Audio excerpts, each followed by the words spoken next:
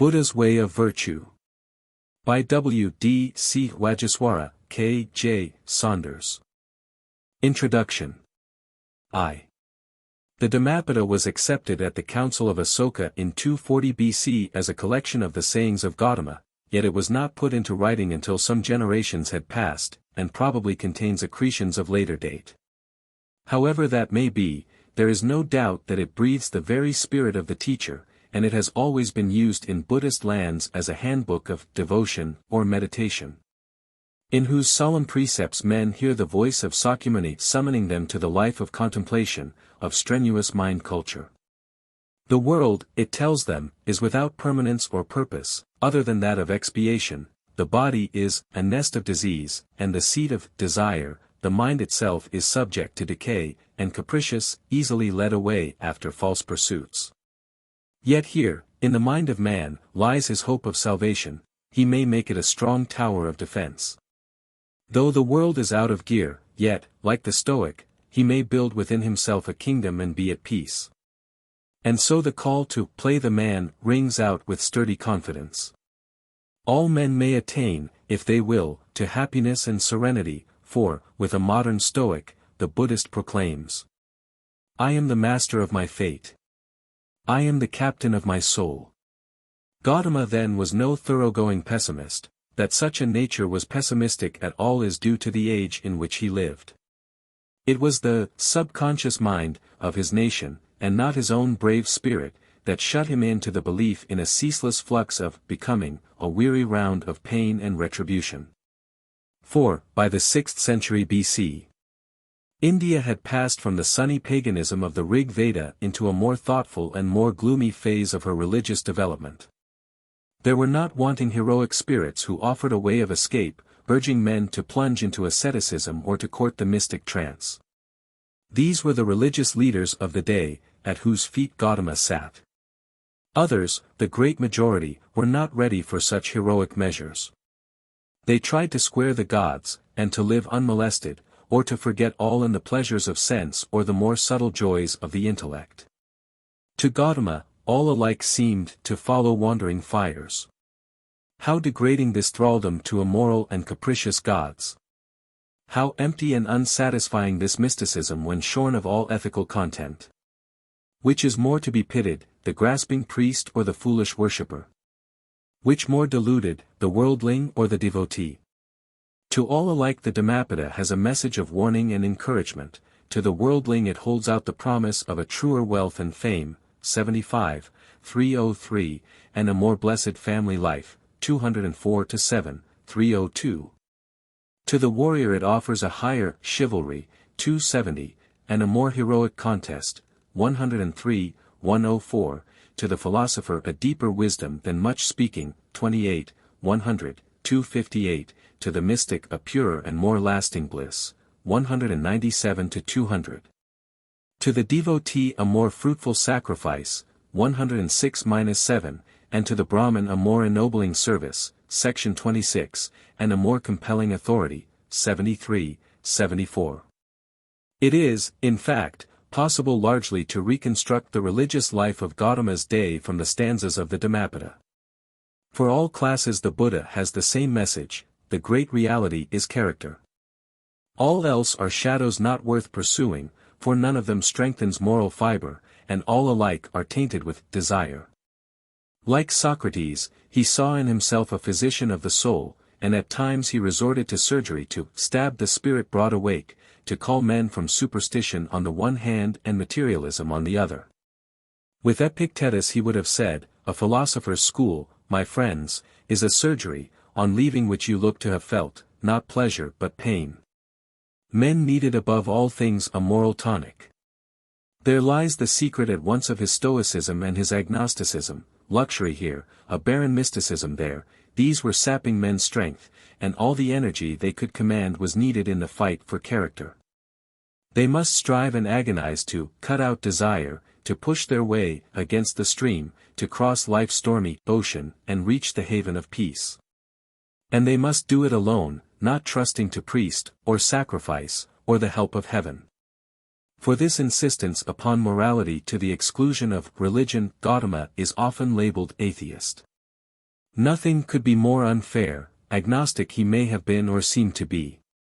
But his was no irreligious spirit. The man who scoffs at the other world he condemns in uncompromising terms, and ethics so lofty as this way of virtue never emanated from any but a reverent spirit. It is one of the puzzles of psychology that so pure a soul ever stopped short at ethics. Yet we must remember that he was a reformer, that reformers are apt to be one-sided, and that during long and painful years he had suffered at the hands of a false religiosity. The iron had entered into his soul. If Buddhists admit neither judge nor creator, says Professor de la Vallée-Poussin, at least they recognize a sovereign and infallible justice, a justice of wonderful insight and adaptability. However mechanically it acts.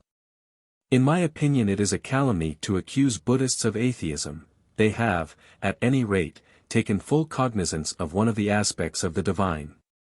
1. Gautama believed above all things in a moral order, which, if it is inexorable, is also too righteous to yield to sacrificial bribes. Not in the sky, nor in mid-ocean, nor in mountain cave. Can one find sanctuary from his sin? Often do men in terror seek sanctuary in mountains and in jungles, by sacred groves or trees, in them there is no safe sanctuary. Dhammapada, 127, 188-9. So too the psalmist cries, "Whither shall I flee from thy presence? If I ascend into heaven, thou art there, if I go down to hell, thou art there also." Like the Hebrew prophet, too, he strikes a note of strenuous endeavor, of profound dissatisfaction with the actual, and of aspiration after the ideal. Unlike the Hebrew and the Christian, he sees in the actual no promise of the ideal. His way of salvation is therefore monastic. Men are to leave the world if they would escape suffering and be truly happy. The layman may one day attain the far-off goal, but for him remains a long and weary pilgrimage, many revolutions of the wheel of existence. It is to Bhikkhii then that these stanzas are in the main addressed. They are comments made by the teacher to his disciples as occasion arose. And to study them in a sympathetic spirit we of the West must for a time forget our impatience with cloistered virtue. The saintly life in the world is no doubt a truer ideal than the saintly life out of it, yet saintliness of any type is not to be despised. The Buddhist holds that in contemplative activity a man may best serve the world. Is it not true that we need reservoirs of every kind of excellence? We read in the Dhammapada of the fragrance of holy deeds which pervades the high heavens, and of the light that such a life may cast athwart a dark world. The religious is more to be envied than kings or even gods, and more fruitful. Good is kingship of the earth. Good attaining heavenly birth. World conquests good, but better far. The fruits of true conversion are. Dhammapada, 178. These fruits are self-reverence, self-knowledge, self-control, cf.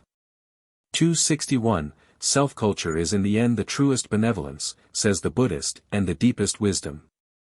That wisdom, of which we shall hear so much in the following pages, is a certain overmastering principle or power, that lays hold, primarily indeed, of the intellect, but through the intellect of the entire personality. Molding and disciplining the will and the emotions into absolute unison with itself, a principle from which courage, temperance, justice, and every other virtue inevitably flow. 2. A man is not wise by much speaking, he is the wise man who is forgiving, kindly, and without fear. Dhammapada, 258. For Gautama sees in ignorance not merely a calamity, but also a moral fault. He agrees with the Darwinians in recognizing in man the ape and the tiger, but adds, with Dr. Creighton, that, when the ape and the tiger go, there still remains the donkey, a far more formidable beast. 3. Moha, infatuation, and avijja, ignorance, are everywhere, and ignorance is the greatest of taints, more destructive than avarice and impurity. Ibid, 242, 243. He himself was the enlightened, the seer, who by insight had won emancipation, and he teaches that if men will only see things as they are, then they cannot but eschew evil and do good, but the great multitude are fools and blind. To give them new ideals and to lift the veil off their darkened hearts, This was the work of Gautama, and in attempting it he revealed a sturdy optimism and a magnetic personality which went far to energize his ideal. These qualities place him high amongst ethical teachers. Section 2. And what shall we say of his system as religion? The student of these pages will find himself in a moonlit world, beautiful yet cold. A common grayness silvers everything. Here is no sunset touch, no mystic hint of him, whose dwelling is the light of setting suns. Our hearts are not stirred as we read by any assurance of the reality of the unseen. Mysticism in short finds no entrance here, a fact which makes the Dhammapada almost unique amongst the great things of religious literature. Instead we find common sense, supreme, mathematical, and a little cold, yet confident of itself and of its firm grasp of all the factors in life's equation. Instead of passion and romance we shall find self-mastery and a half-humorous sweet reasonableness. Everywhere law is at work, and there is nothing besides, no hint of whence law emanates, of how it works, or why. These are questions alike unprofitable and unanswerable. It is enough, the Buddha would say, that the world makes for righteousness, that sin is punished, and that goodness does not go unrewarded. As you sow, so shall you reap. Happiness is the bloom upon virtue, sorrow is the blight upon sin, and this is the ultimate motive to the strenuous life. Is such a world worthwhile? Asks full-blooded youth. And is a calm like this enough? The world, comes the serene answer, is worth nothing at all, it has no reality and no purpose, save that of retribution, man's only happiness is to escape. The calm and peaceful frame of mind is the only happy one, the promise of a rest hereafter, ineffable and placid, to this man can and must attain. K. J. S.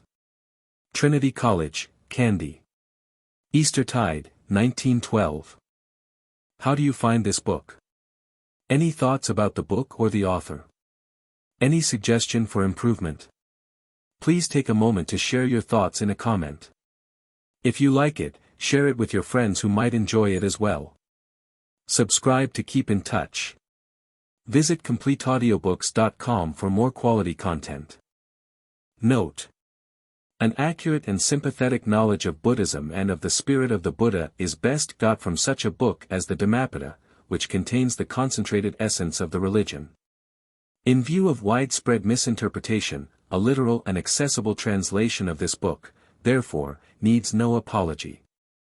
I have worked at the translation throughout with my friend Mr. Wagiswara, himself a Buddhist, and for many years a Bhikkhuu. That fact and the appearance of our translation in this series will vouch for sympathetic treatment in the rendering. It is notoriously difficult to find the exact English equivalents of Eastern terms, yet we trust that the spirit has been truly reproduced, and our version aims rather at accuracy than at elegance. Great thoughts are best, plain set, and moreover it is impossible to reproduce the music of the old slokas of Indian poetry. We have referred frequently to Dr. Fosbull's Latin version, and occasionally to Professor Max Muller's edition in The Sacred Books of the East. Only where the Sinhalese and Chinese commentaries are really illuminating have I referred to them in the notes, for which I am chiefly responsible. K. J. S. Editorial Note. The object of the editors of this series is a very definite one. They desire above all things that, in their humble way, these books shall be the ambassadors of goodwill and understanding between East and West, the old world of thought and the new of action. In this endeavor, and in their own sphere, they are but followers of the highest example in the land. They are confident that a deeper knowledge of the great ideals and lofty philosophy of Oriental thought may help to a revival of that true spirit of charity which neither despises nor fears the nations of another creed and color. L. Cranmerby S. A. Kapadia. Northbrook Society. 21, Cromwell Road. Kensington, S.W. 1. The Twin Truths.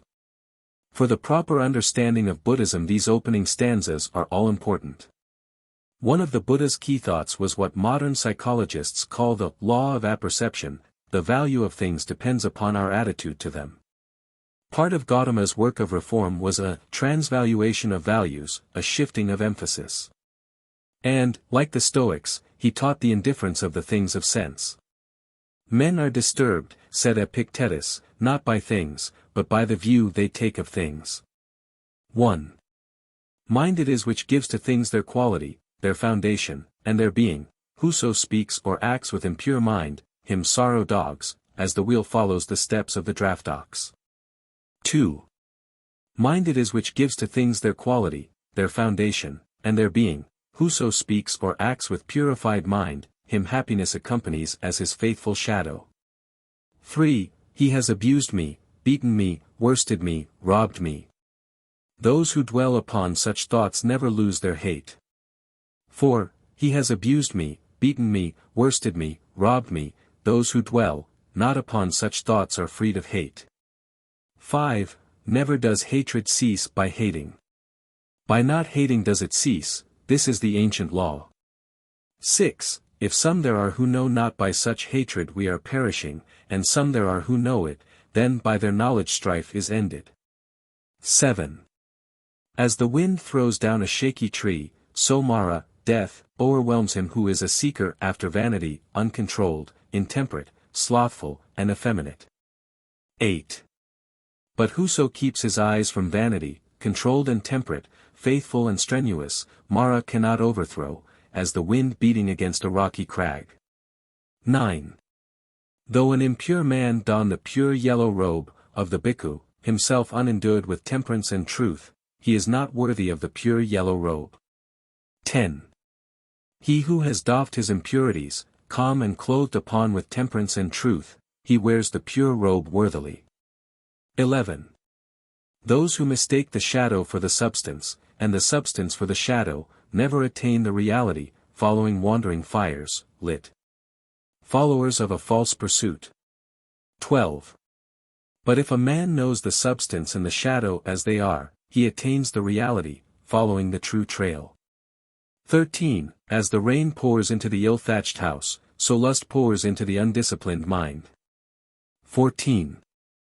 As rain cannot enter the well-thatched house, so lust finds no entry into the disciplined mind.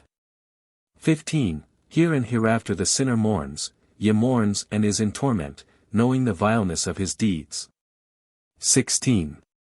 Here and hereafter the good man is glad, yea is glad and rejoices, knowing that his deeds are pure. 17. Here and hereafter the sinner is in torment, tormented by the thought, I have sinned, yea rather tormented when he goes to hell. 18.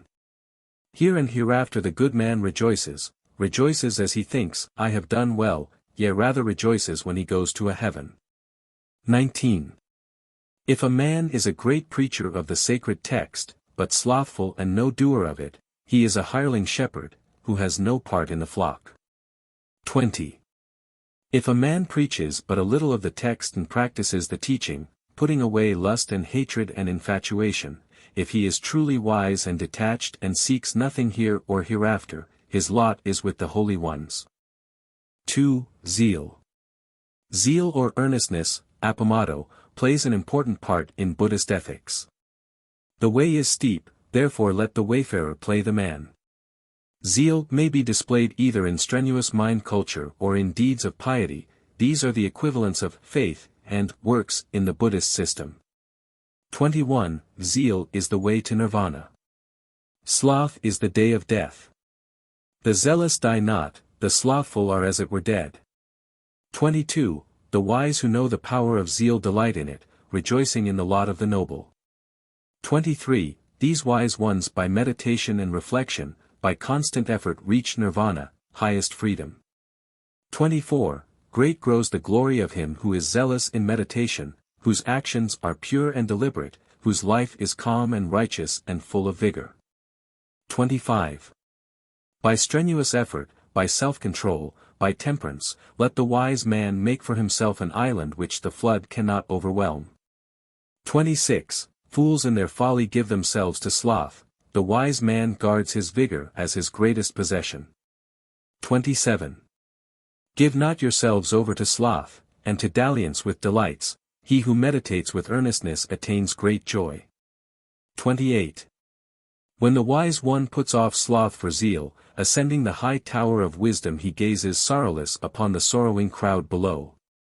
Wise himself, he looks upon the fools as one upon a mountain peak gazing upon the dwellers in the valley. 29. Zealous amidst the slothful, vigilant among the sleepers, go the prudent, as a racehorse outstrips a hack.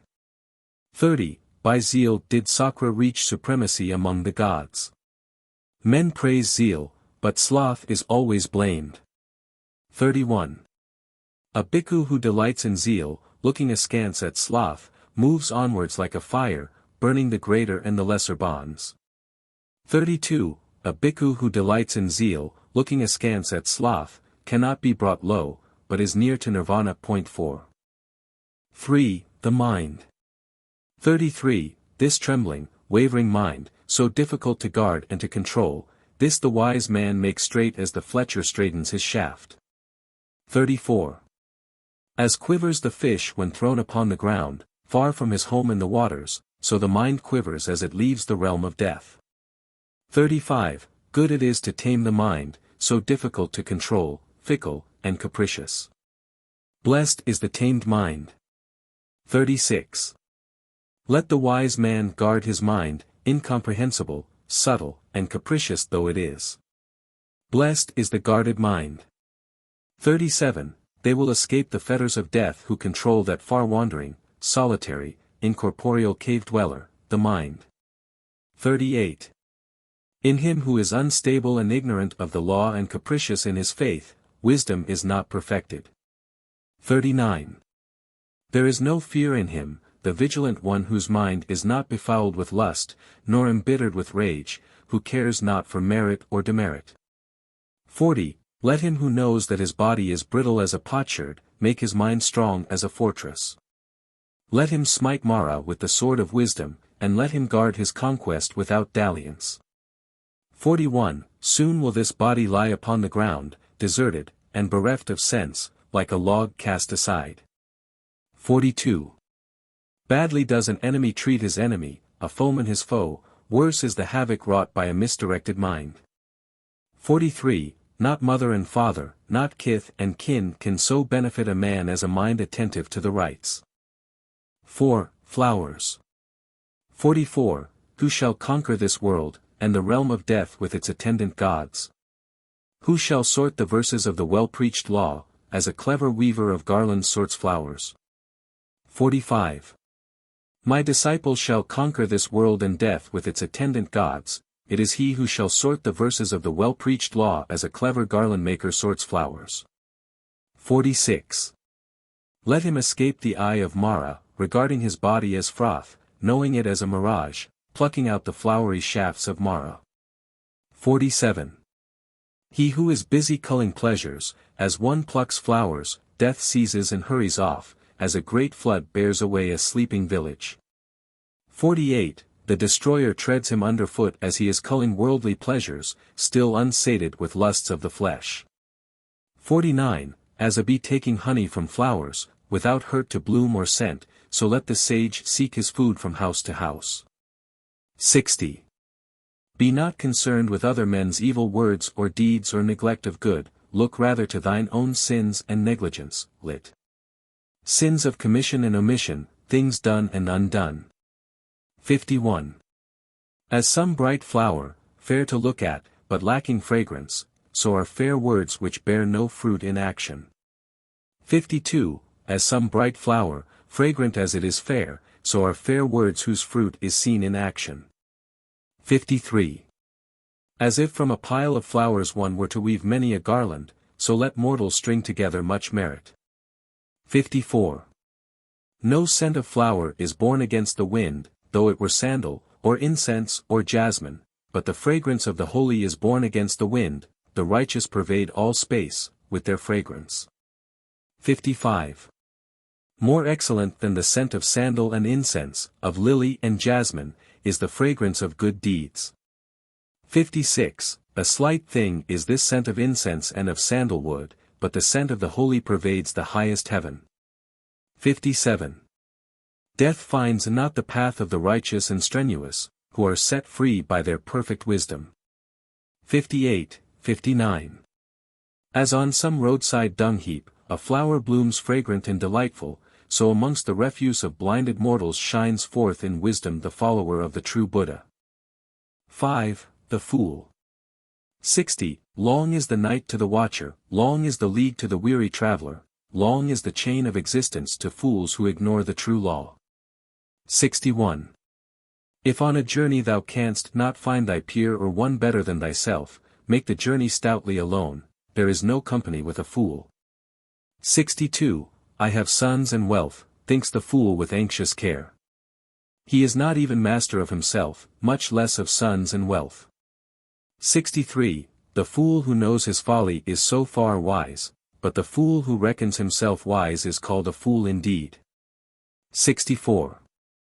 Though for a lifetime the fool keeps company with the wise, yet does he not learn righteousness, as spoon gets no taste of soup. 65. If but for a moment the thoughtful keep company with the wise, straightway he learns righteousness, as tongue tastes soup. 66. Fools and dolts go their way, their own worst enemies, working evil which bears bitter fruit. 67. That is no good deed which brings remorse, whose reward one receives with tears and lamentation. 68. But that is the good deed which brings no remorse, whose reward the doer takes with joy and gladness. 69. Honey sweet to the fool is his sin, until it ripens, then he comes to grief. 70. If once a month the fool sips his food from a blade of the sacred grass, his is no fraction of the Arahat's worth. 71. Evil does not straightway curdle like milk, but is rather like a smoldering fire which attends the fool and burns him. 72. When the fool's wisdom bears evil fruit it bursts asunder his happiness, and smashes his head. 73, 74. If one desire the praise of knaves, or leadership amongst the Bhikkhis, and lordship in the convents, and the reverence of the laity, thinking, let laymen and religious alike appreciate my deeds. Let them do my bidding and obey my prohibitions, if such be his fond imaginings, then will ambition and self will wax great. 75. One is the road leading to gain, another is that leading to nirvana. Knowing this, let the bhikkhu, the follower of Buddha, strive in solitude, not seeking the praise of men. 6. The wise man. 76. Look upon him who shows you your faults as a revealer of treasure, seek his company who checks and chides you, the sage who is wise in reproof, it fares well and not ill with him who seeks such company. 77. Let a man admonish, and advise, and keep others from strife. So will he be dear to the righteous, and hated by the unrighteous. 78. Avoid bad friends, avoid the company of the evil, seek after noble friends and men of lofty character. 79. He who drinks in the law lives glad, for his mind is serene, in the law preached by the noble the sage ever finds his joy. 80. Engineers control the water, fletchers straighten the arrow, carpenters fashion their wood.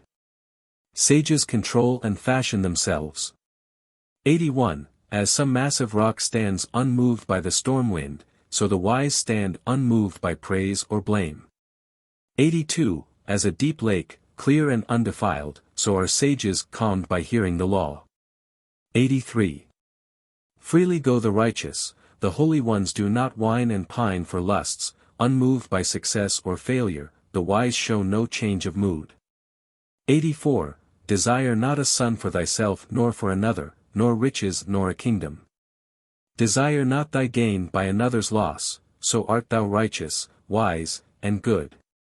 85. Few amongst men are they who reach the farther shore, the rest, a great multitude, stand only on the bank. 86. The righteous followers of the well-preached law, these are the mortals who reach the far shore. But hard is their journey through the realm of death. 87, 88. Leaving the way of darkness, let the sage cleave to the way of light, let him leave home for the homeless life, that solitude so hard to love, nirvana. Putting away lust and possessing nothing, let the sage cleanse himself from every evil thought.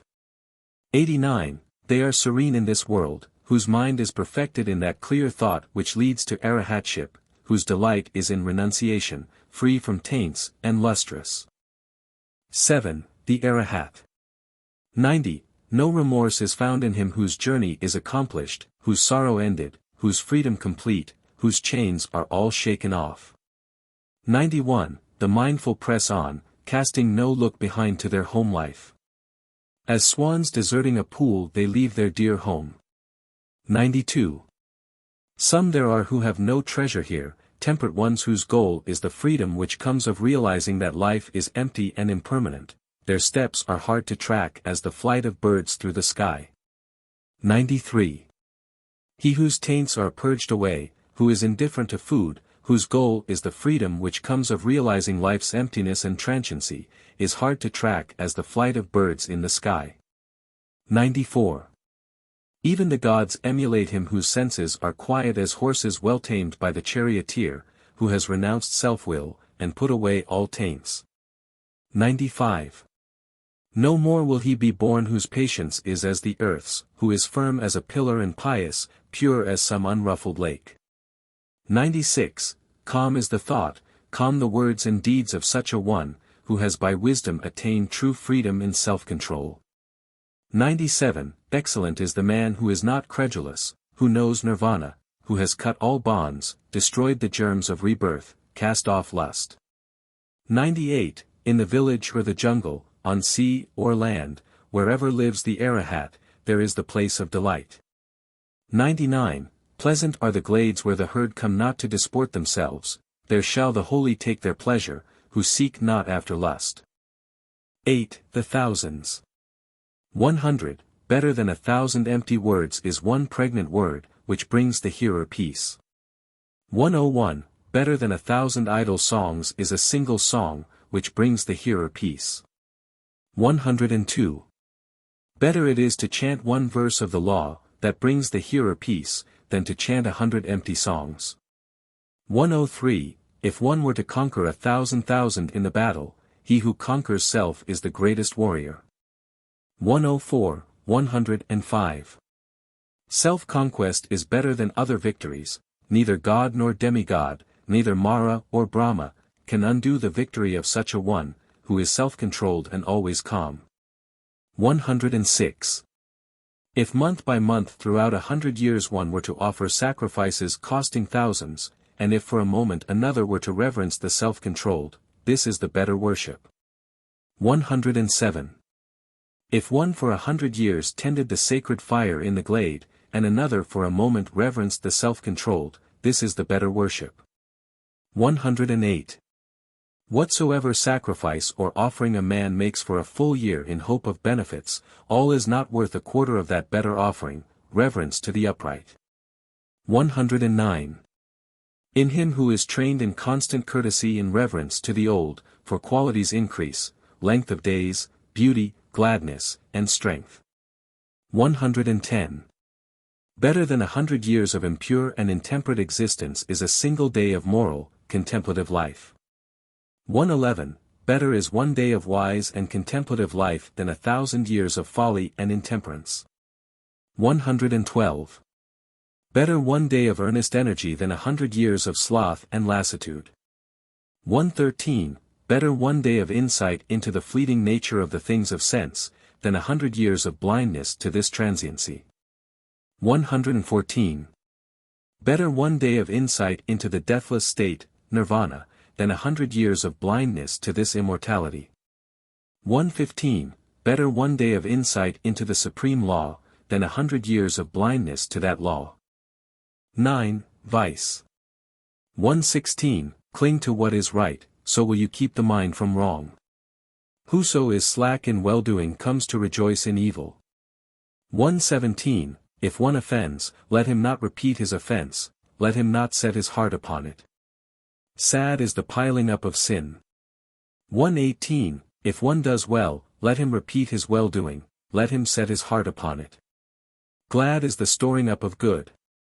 119. The bad man sees good days, until his wrongdoing ripens, then he beholds evil days. 120.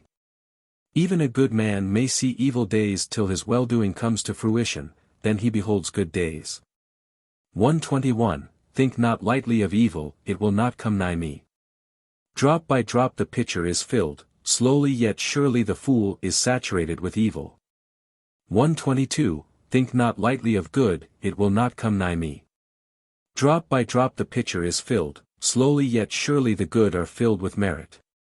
123, a trader whose pack is great and whose caravan is small shuns a dangerous road. A man who loves his life shuns poison, so do thou shun evil. 124, he who has no wound can handle poison, the unwounded hand cannot absorb it. There is no evil to him that does no evil. 125. Whoso is offended by the inoffensive man, and whoso blames an innocent man, his evil returns upon him as fine dust thrown against the wind. 126, some go to the womb, some, evildoers, to hell, the good go to heaven, the sinless to nirvana. 127. Not in the sky, nor in mid-ocean, nor in mountain cave can one find sanctuary from his sins. 128, not in the sky, not in mid-ocean, not in mountain cave can one find release from the conquering might of death. 10. Punishment. 129, all fear the rod, all quake at death. Judge then by thyself, and forbear from slaughter, or from causing to slay. 130, to all is life dear. Judge then by thyself, and forbear to slay or to cause slaughter. 131. Whoso himself desires joy, yet hurts them who love joy, shall not obtain it hereafter.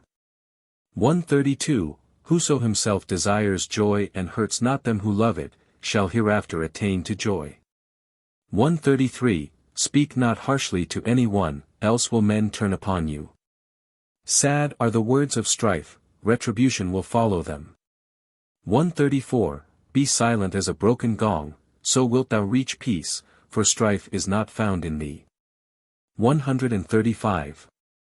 As the herdsman drives out his cows to the pasture, so old age and death drive out the life of men. 136, verily the fool sins and knows it not, by his own deeds is the fool tormented as by fire. 137.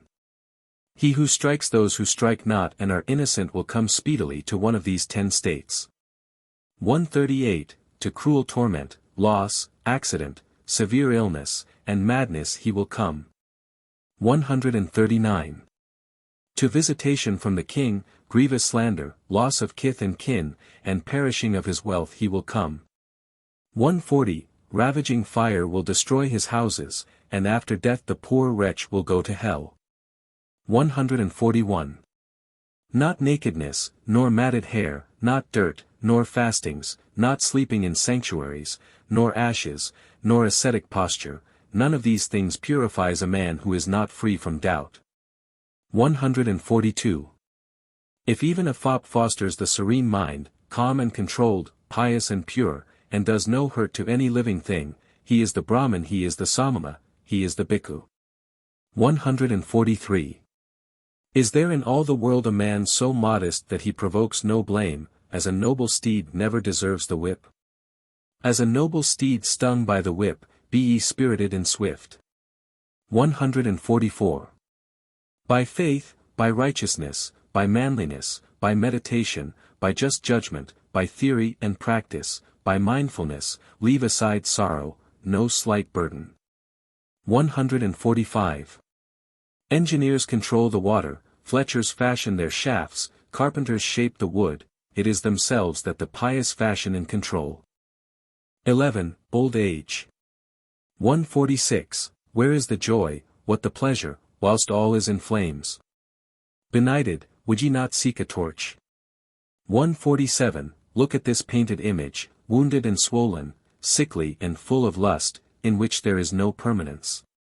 148.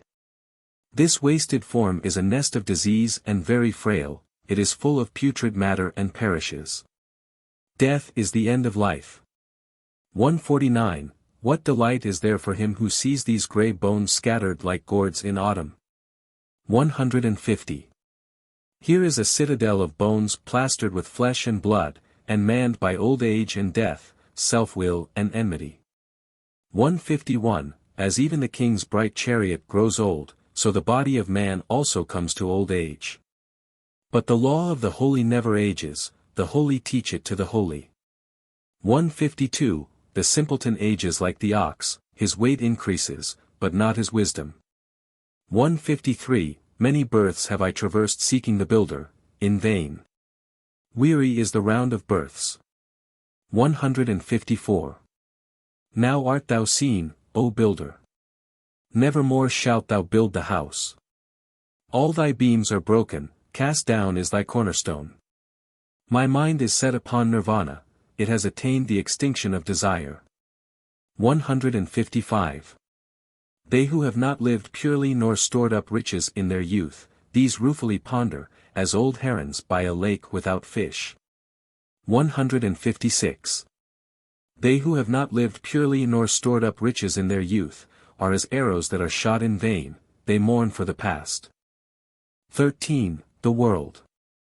167. Let no man foster evil habits, let no man live in sloth, let none follow false doctrines, none prolong his sojourn in this world.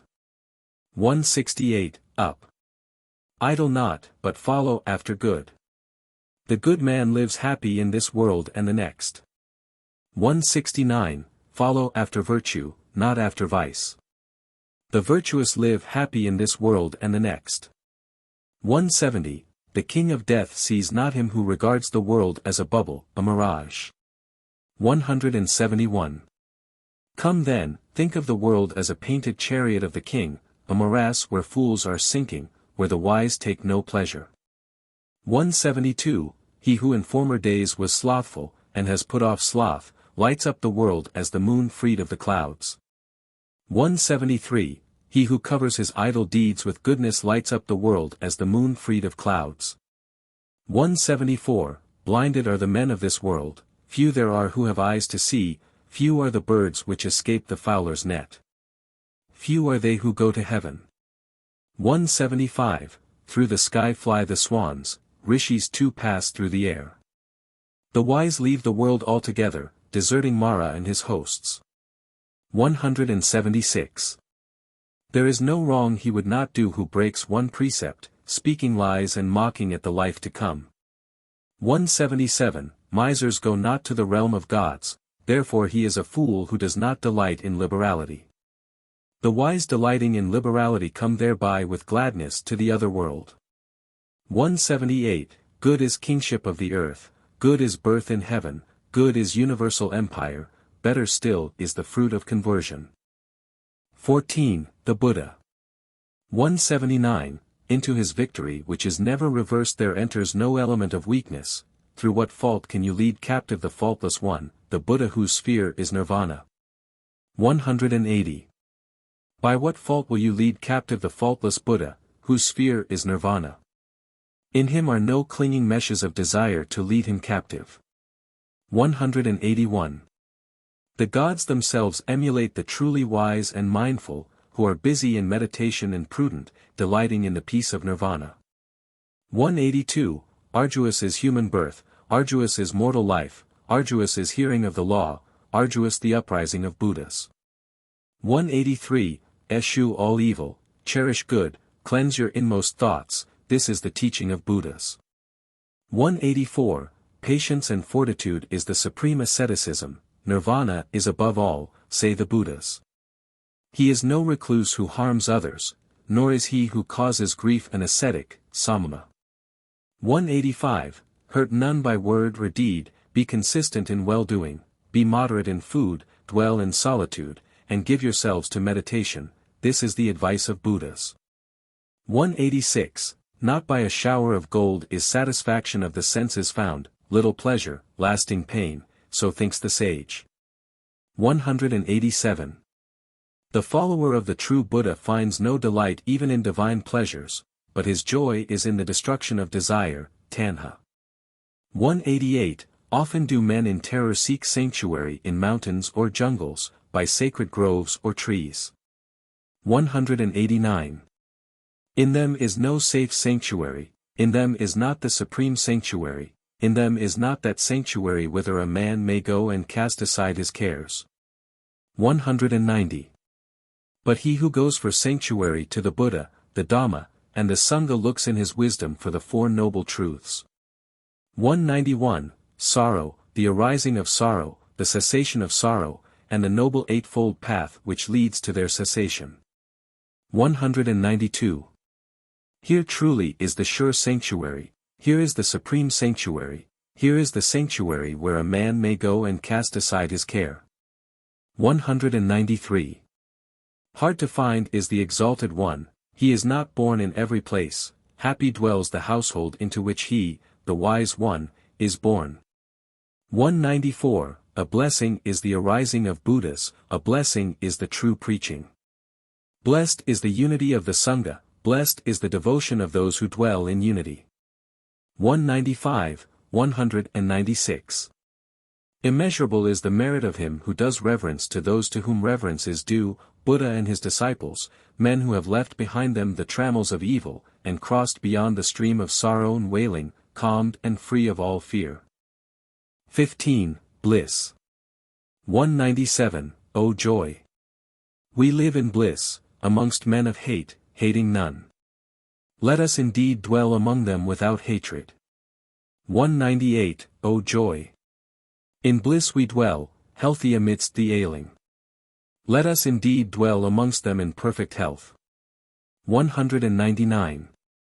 Yea, in very bliss we dwell, free from care amidst the careworn. Let us indeed dwell amongst them without care. 200. In bliss we dwell possessing nothing, let us dwell feeding upon joy like the shining ones in their splendor. 201. The victor breeds enmity, the conquered sleeps in sorrow. Regardless of either victory or defeat, the calm man dwells in peace. 202. There is no fire like lust, no luck so bad as hate. There is no sorrow like existence, no bliss greater than nirvana, rest. 203. Hunger is the greatest ill, existence is the greatest sorrow.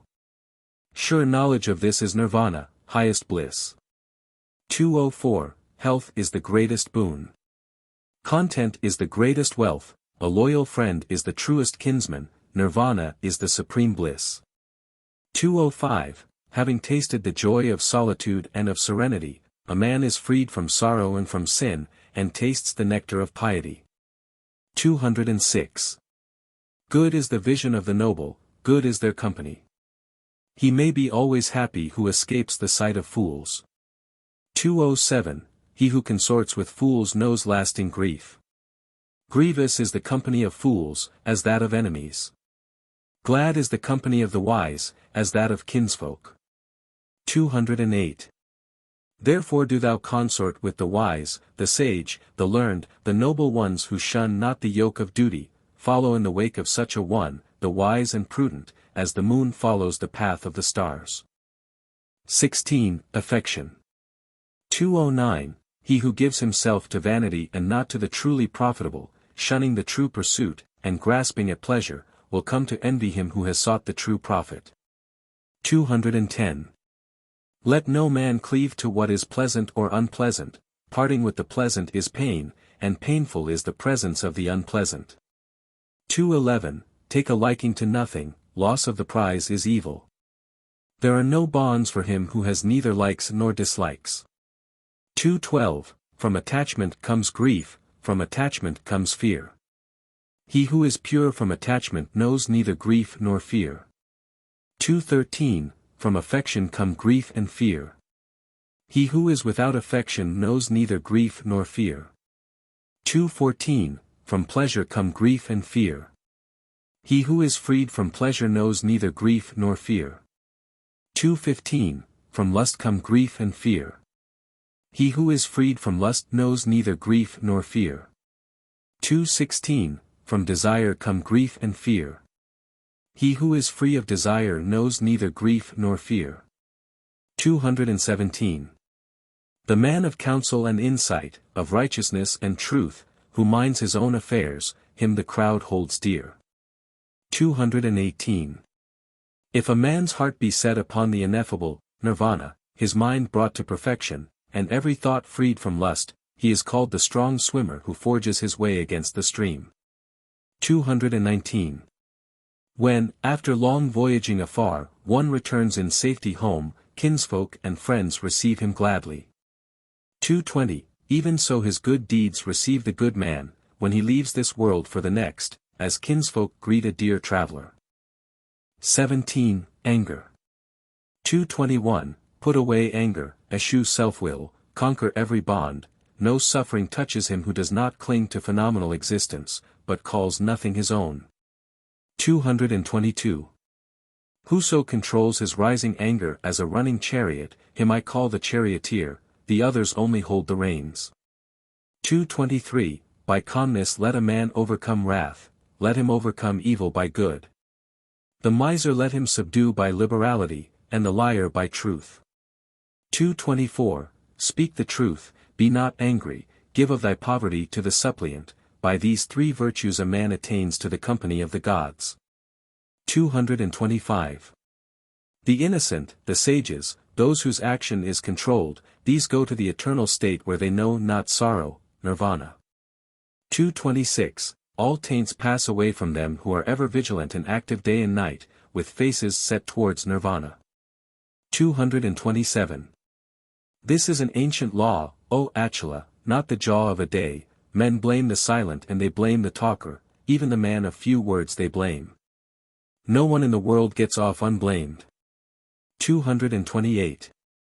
There never was, nor will be, nor is there now to be found, one wholly blamed or wholly praised. 229, 230. But who is worthy to blame him whom the wise praise after daily scrutiny, who is himself wise and without blemish as a metal of purest gold? Even the gods seek to emulate such a one, even Brahma praises him. 231. Guard against evil deeds, control the body. Eschew evil deeds and do good. 232. Guard against evil words, control the tongue. Eschew evil words and speak good ones. 233. Guard against evil thoughts, control the mind. Eschew evil thoughts and think good ones. 234. The wise, controlled in act, in word, in thought, are well controlled indeed. 18. Sin. 235. Thou art withered as a sere leaf, death's messengers await thee. Thou standest at the gate of death, and hast made no provision for the journey. 236. Make to thyself a refuge. Come, strive and be prudent, when thy impurities are purged, thou shalt come into the heavenly abode of the noble. 237. Thy life is ended. Thou art come into the presence of death, there is no resting place by the way, and thou hast no provision for the journey. 238. Make for thyself a refuge, come, strive and play the sage. Burn off thy taints, and thou shalt know birth and old age no more. 239. As a smith purifies silver in the fire, so bit by bit continually the sage burns away his impurities. 240. It is the iron's own rust that destroys it, it is the sinner's own acts that bring him to hell. 241. Disuse is the rust of mantras, laziness the rust of households, sloth is the rust of beauty, neglect is the watcher's ruin. 242. Impurity is the ruin of woman, and avarice the ruin of the giver, ill deeds are the rust of this world and the next.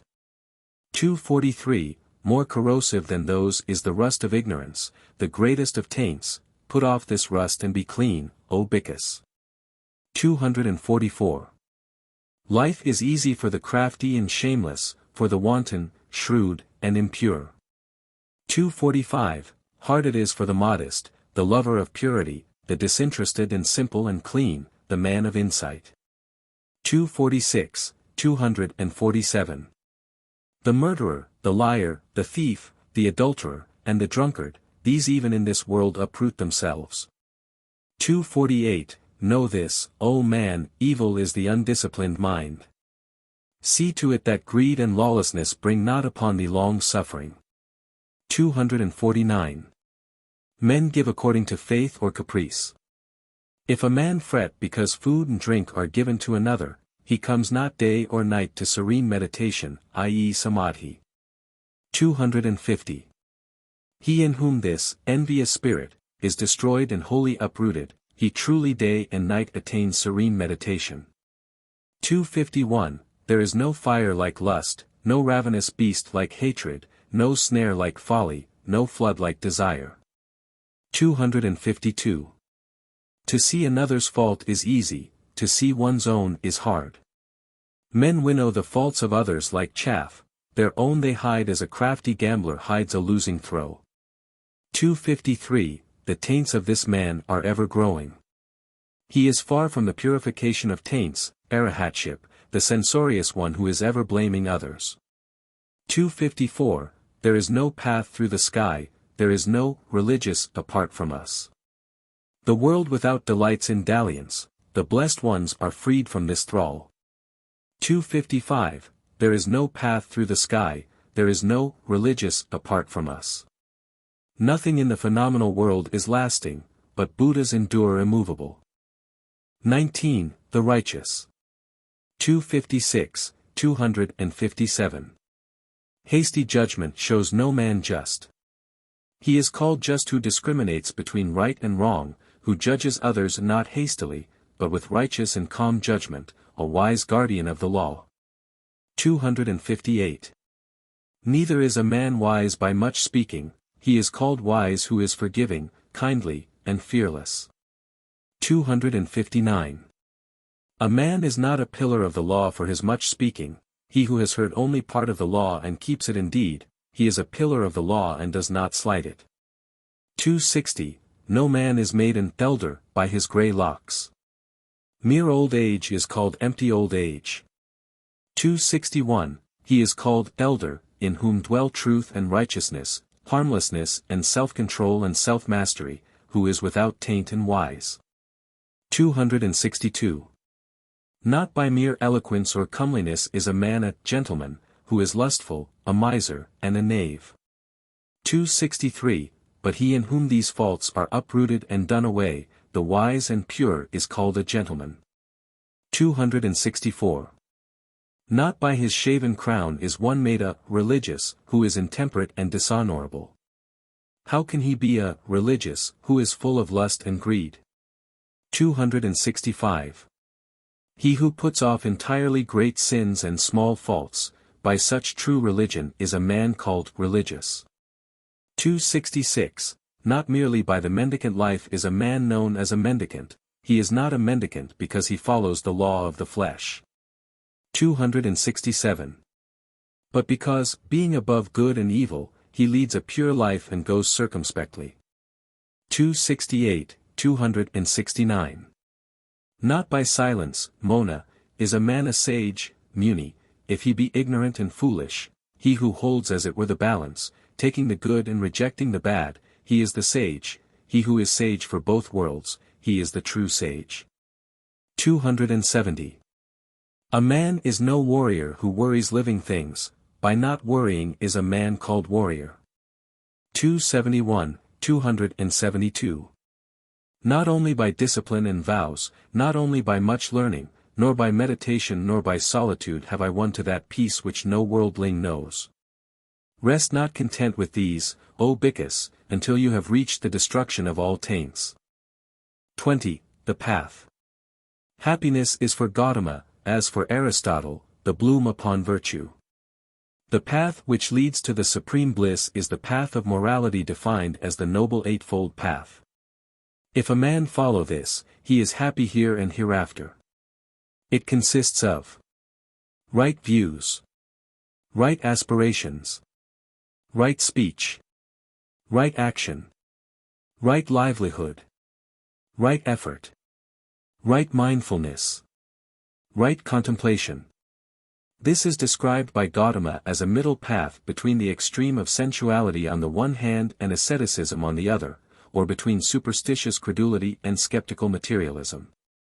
It is a truly noble ideal, yet one must never forget that righteousness throughout is Buddhistically defined, e.g., right views, means a correct grasp of the Buddhist teaching that all is transient, all is sorrowful, all is unreal. Again, right contemplation is the practice of samadhi, concentration of the mind upon Buddhist ideas, such as the above. The highest livelihood, again, is to live upon the alms of the faithful. 273, Best of paths is the Eightfold. The Four Truths are the best of truths, purity is the best state, best of men is the seer. 274, This is the way, there is none other that leads to the seeing of purity, nirvana. Do you follow this path, that is to be full Mara? 275. Traveling by this way you'll end your grief, it is the way I preached when I learnt to throw off my bonds. 276, 'Tis you who must strive, the blessed ones are only preachers. They who strive and meditate are freed from Mara's bonds. 277. All is passing, when one sees and realizes this, he sits loose to this world of sorrow, this is the way of purity. 278, All is sorrow, when one sees and realizes this, he sits loose to this world of sorrow, this is the way of purity. 279. All is unreal, when one sees and realizes this, he sits loose to this world of sorrow, this is the way of purity. 280. He who fails to strive when 'tis time to strive, young and strong though he be, slothful and enmeshed in lust, the sluggard, never finds the path to wisdom. 281. Whoso guards his tongue and controls his mind and does nothing wrong, keeping clear these three paths, he will achieve the way shown by the wise. 282, From meditation springs wisdom, from neglect of it the loss of wisdom. Knowing this path of progress and decline, choose the way that leads to growth of wisdom. 283, Cut down the jungle, I do not mean with an axe. For from the jungle of lust springs fear, and if you cut it down, you will be disentangled, O Bhikkhus. 284, Whilst the entanglement of a man with a woman is not utterly cut away, he is in bondage, running to her as a sucking calf to the cow. 285, Pluck out the bond of self as one pulls up an autumn lotus. Forge thy way along the path of safety, nirvana, shown by the blessed. 286, Here will I pass the wet season, here the winter and summer, thinks the fool, unmindful of what may befall. 287.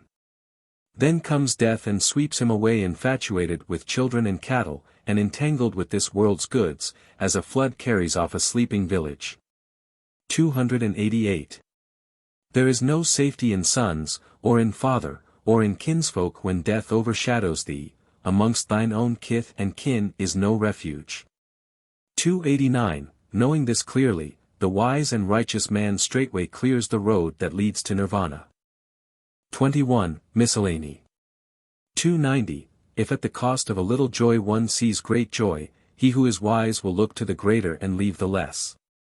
291, Whoso seeks his own pleasure by another's pain, is entangled in hate and cannot get free. 292. Duty neglected, evil done, the taints of the proud and slothful wax ever more and more. 293. But those who are ever pondering the nature of the body, who run not after evil, who are constant in duty, in these, the vigilant and wise, taints come utterly to an end. 294. Having destroyed mother and father and two noble kings, with the whole kingdom and its vizier, innocent goes the Brahmin. 295. Innocent goes the Brahmin having destroyed mother and father and two Brahmin kings, and the 5 roads and their fierce guardians. 296. The followers of Gautama are ever vigilant, their thought day and night is set upon Buddha. 297-301. The followers of Gautama are ever vigilant, day and night is their thought set upon the Dhamma, the Sangha, the body, compassion, not harming, mind culture. 302, Hard it is to leave home as a recluse. Hard also to live at home as a householder. Hard is the community life, the lot of the wanderer in the world is also hard. 303, The faithful, upright man is endowed with, the true, fame and wealth, and is honored wherever he goes. 304. Far off are seen the holy ones, like the Himalayas, the unholy pass unseen as arrows shot in the darkness. 305. Alone when eating, alone when sleeping, alone when walking, let a man strongly control himself and take his pleasure in the forest glade. 22. Hell. 306. The liar goes to hell, and the villain who denies his crime, these mean ones are alike in the world beyond. 307. Though clad in yellow robe, the man of many sins who is uncontrolled is born in hell, the sinner is punished by his sin. 308. Better to swallow a ball of red-hot iron than to live uncontrolled upon the bounty of the faithful. 309. For evil consequences follow the sluggard and the adulterer, retribution, broken slumber, an evil name, and in the end hell. 310. That way lie retribution and an evil character, the short-lived joy of trembling sinners, and a heavy penalty from the ruler. Therefore run not after thy neighbor's wife. 311. As pampas grass clumsily handled cuts the hand, so is the community life, abused, it brings a man to hell. 312. All duties carelessly performed, all vows slightingly observed, the recluse life that is open to suspicion, these bear no great fruit. 313. If a duty is to be done, do it with thy might, a careless recluse scatters contagion broadcast. 314. Better leave undone a bad deed, one day the doer will lament, good it is to do the good deed which brings no remorse. 315. As a fortress guarded within and without, so guard thyself. Leave no loophole for attack. They who fail at their post mourn here, and hereafter go to hell. 316. Some are ashamed at what is not shameful, and blush not at deeds of shame, these perverse ones go to hell. 317. They who see fear where there is no fear, and tremble not at fearful things, these perverse ones go to hell. 318. They who think evil where there is no evil, and make light of grievous sin, these perverse ones go to hell. 319. But whoso calls sin sin, and innocence innocence, these right-minded ones go to happiness. 23. The elephant. The elephant is the symbol in Buddhism of endurance and solitary strength. 320. I will endure abuse as the elephant endures the arrow in the battle, evil is the crowd. 321. Men lead the tamed elephant into battle. Upon his back the king rides, he who is tamed and endures abuse patiently is praised of men. 322. Noble are the tamed mules, noble the blood horses of Sind, and the great elephants of war, better is he who has tamed himself. 323. Not by bridling them will one journey to the unknown shore, nirvana, but by bridling himself. 324. Dhanapalako, the great elephant, is hard to control in the time of rut, he will not taste his food in captivity, but longs after the elephant grove. 325. If one becomes a sluggard or a glutton, rolling over in gross sleep like a stall-fed hog, again and again does he come to the womb, the foolish one.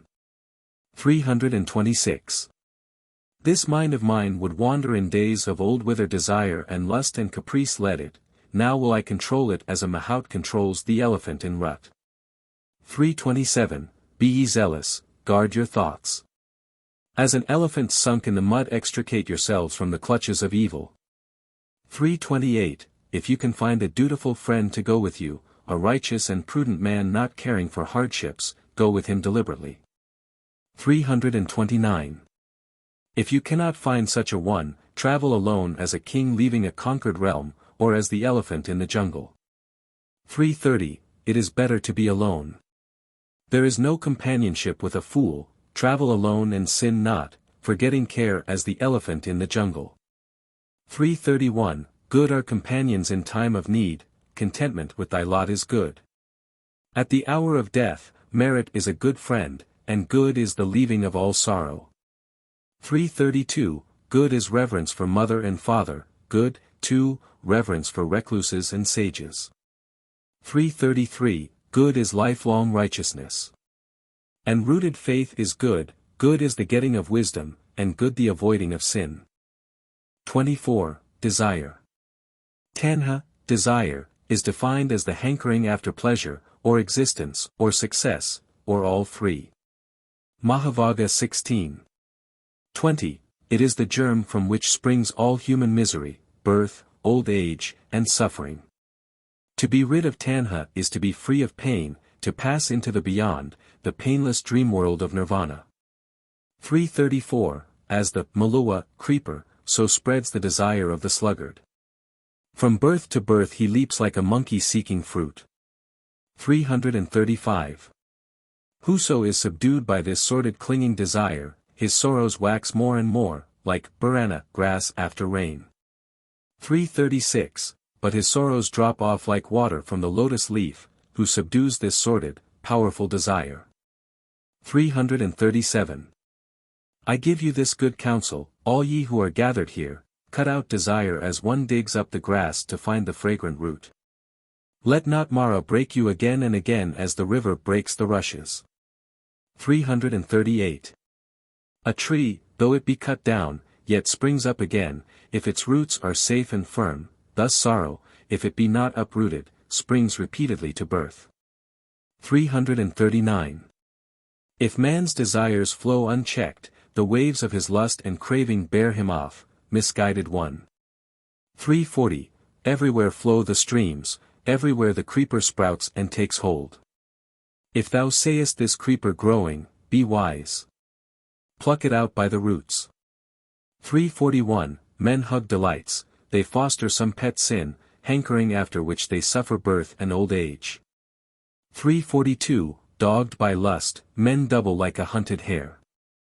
Fast bound in its fetters, they go through long ages to misery. 343. Dogged by lust, they double like a hunted hare.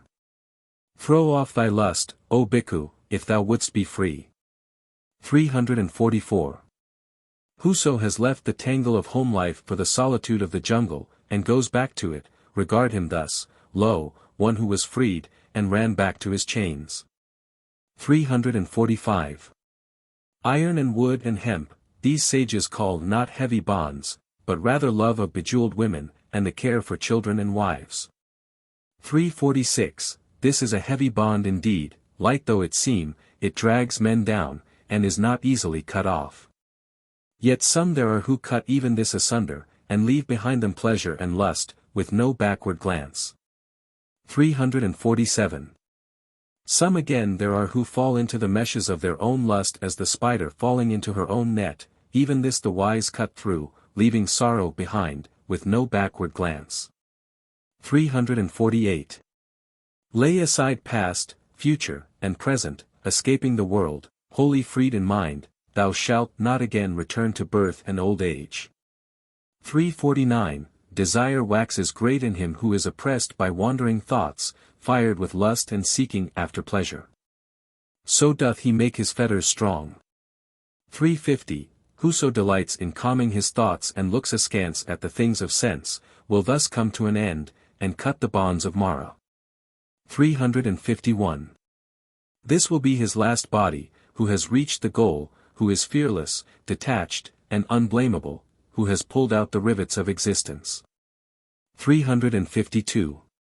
He who is detached and not grasping, a clever student of the law and its meaning, knowing the words and their order, he is called the enlightened, this is his last birth. 353. All-conquering and all-knowing am I, detached, untainted, untrammeled, wholly freed by destruction of desire. Whom shall I call teacher? Myself found the way. 354. The gift of the law surpasses every gift. The savor of the law surpasses every savor, the pleasure of the law surpasses every pleasure. The destruction of desire conquers all sorrow. 355.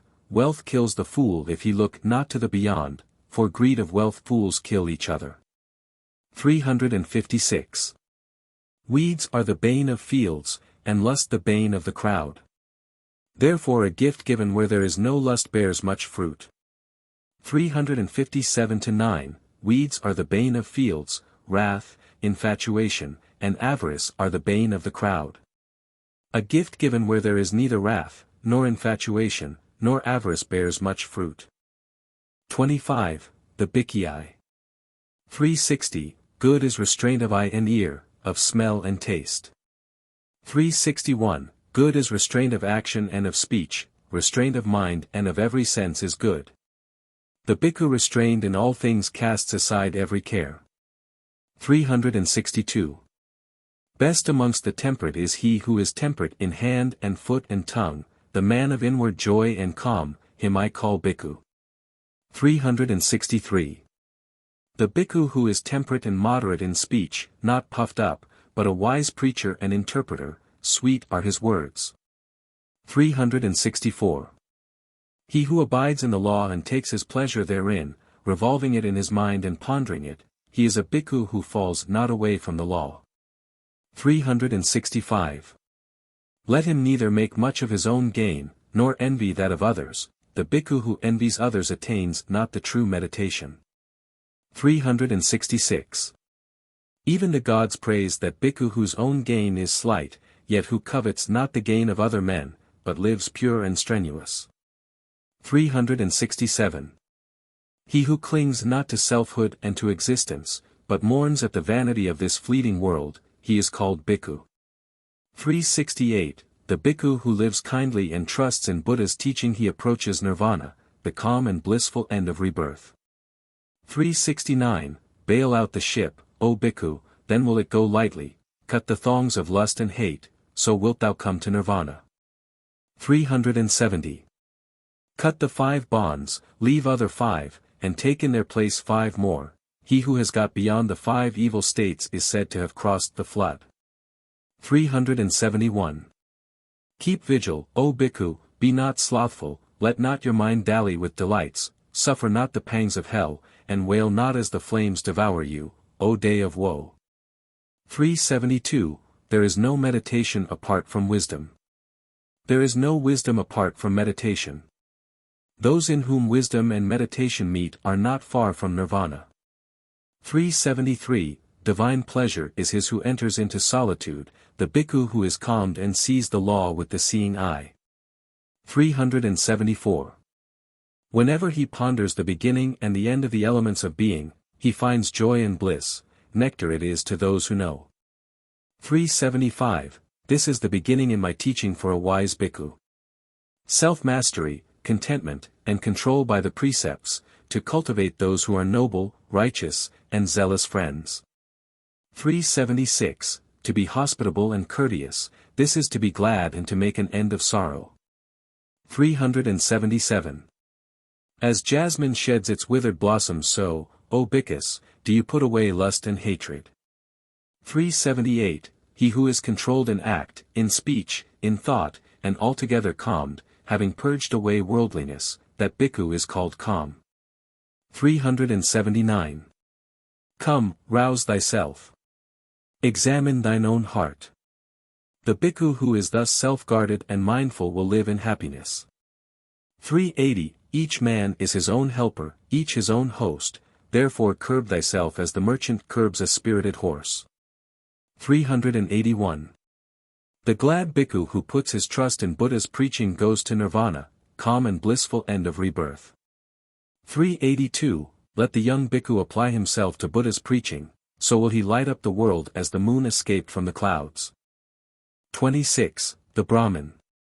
383. Play the man and stem the flood of passion. Cast off your lusts, O Brahmin, having known the ending of the perishable, thou knowest the imperishable, O Brahmin. 384. When the Brahmin has travelled the twofold path of meditation, then indeed his chains fall off him, for he knows the truth. 385. Him I call the Brahmin whom desire assails not from within nor from without, in whom is no fear, he is indeed free. 386. Him I call Brahmin who is meditative, clean of heart, solitary, who has done his duty and got rid of taints, who has reached the goal of effort. 387. The sun shines by day, the moon lights up the night. Radiant is the soldier in his panoply, radiant the Brahmin in his meditation, but the Buddha in his brightness is radiant day and night. 388. By Brahmin mean one who has put away evil, for his serenity is a man called samano. For excluding his own sin is a man called recluse. 389. Do no evil to a Brahmin, let not the Brahmin return evil for evil. Woe to him who kills a Brahmin, rather, woe to that Brahmin who loses his temper. 390.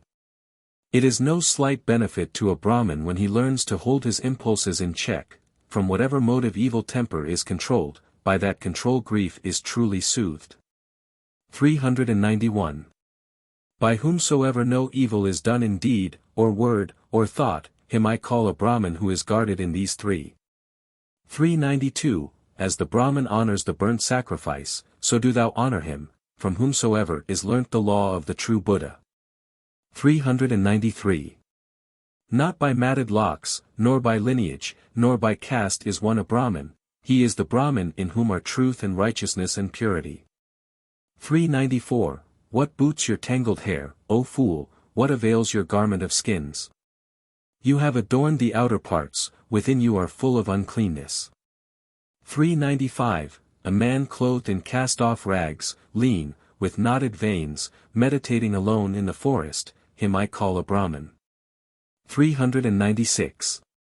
Not him do I call Brahmin who is merely born of a Brahmin mother, men may give him salutation as a Brahmin, though he be not detached from the world, but him I call a Brahmin who has attachment to nothing. 397. Him I call a Brahmin who has cut the bonds, who does not thirst for pleasures, who has left behind the hindrances. 398. Whoso has cut the cable, and the rope and the chain with all its links, and has pushed aside the bolt, this wise one I call a Brahmin. 399. Whoever bears patiently abuse and injury and imprisonment, whose bodyguard is fortitude, he is the Brahmin. 400. He is the Brahmin who does not give way to anger, who is careful of religious duties, who is upright, pure, and controlled, who has reached his last birth. 401. He who clings not to pleasures as water clings not to the lotus leaf, nor mustard seed to the needlepoint, him I call Brahmin. 402. He is the Brahmin who in this very world knows the end of sorrow, who has laid the burden aside and is free. 403. Whoso is wise with deep wisdom, seeing the right way and the wrong, and has reached the goal, him I call Brahmin. 404. He is the Brahmin who is not entangled either with householders or with recluses, who has no home and few wants. 405. He who lays down the rod, who neither kills, nor causes the death of creatures, moving or fixed, he is the Brahmin.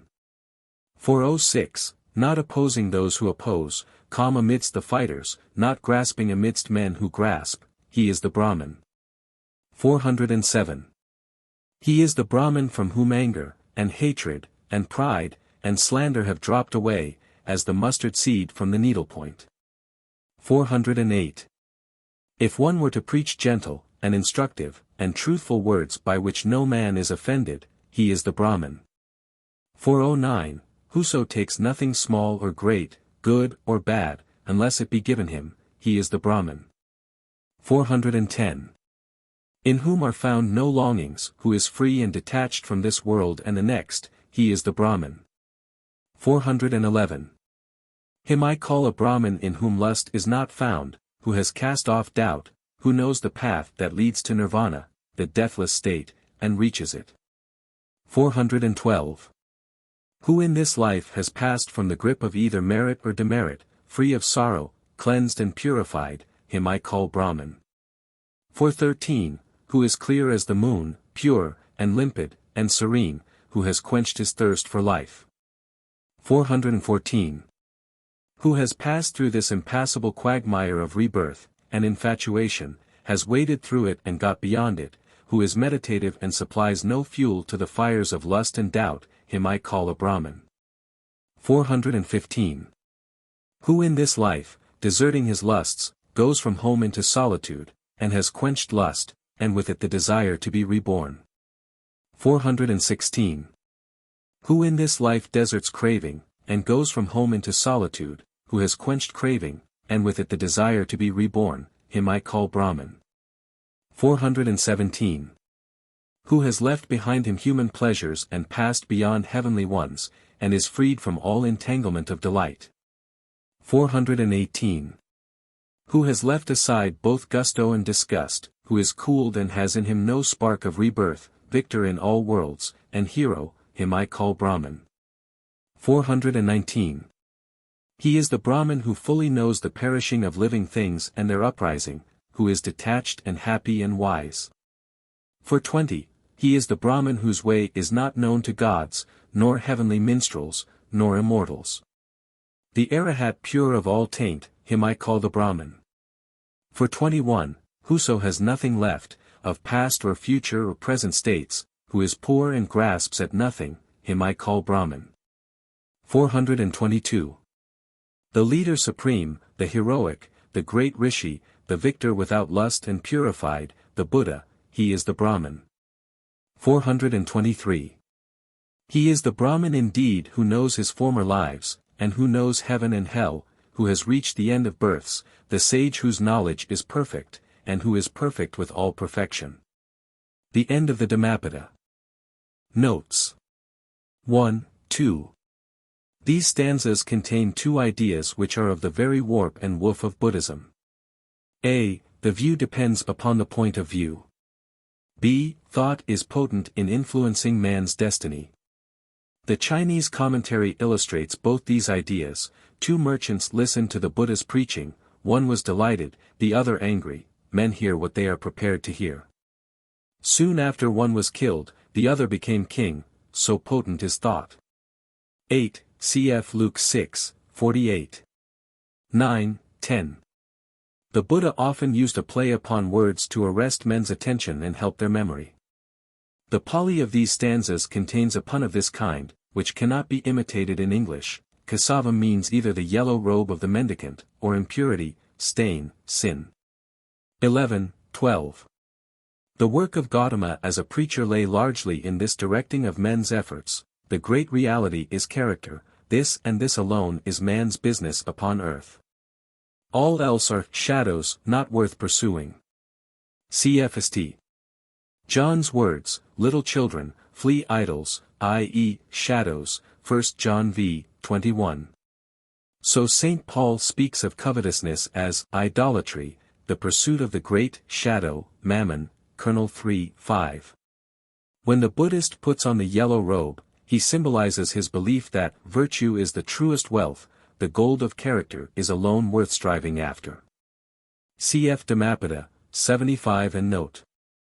On the day of his ordination, Upasampada, the candidate adorns himself with all the jewelry he can obtain, and doffs it only to don the yellow robe.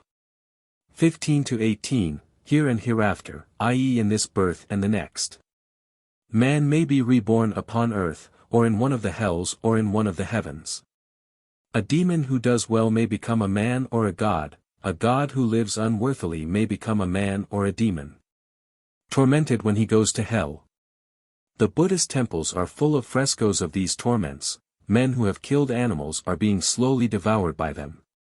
Other sinners are being forced by demon torturers to climb spiky trees, or burnt in fires most realistically drawn, or made to swallow balls of red-hot iron. Low-caste men who have offended the high castes are being crushed by great rocks. The Buddha's own discourses contain minute detail of such torments. It is not clear whether he was using an argumentum ad hominem, or really believed in a hereafter of physical torment. In any case his moral code has been strangely perverted in modern Buddhism.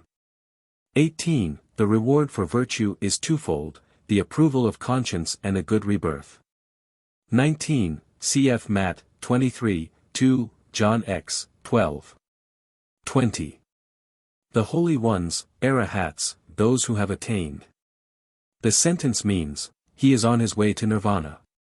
21. Amitapadam, lit. The endless or deathless state, Fossbol. Nirvana is defined by many such phrases in the Dhammapada, sometimes negative, as here, sometimes positive, as in 23, highest freedom. Whatever the supreme bliss be, it is unlike all human experience save that of the Arahat. Rhys Davids translates ambrosia, or nectar. As it were dead, i.e. spiritually or morally dead. Cf. Let the dead bury their dead, Matt. 8, 22, and the life of the fool is worse than death, Eccles. 22, 11.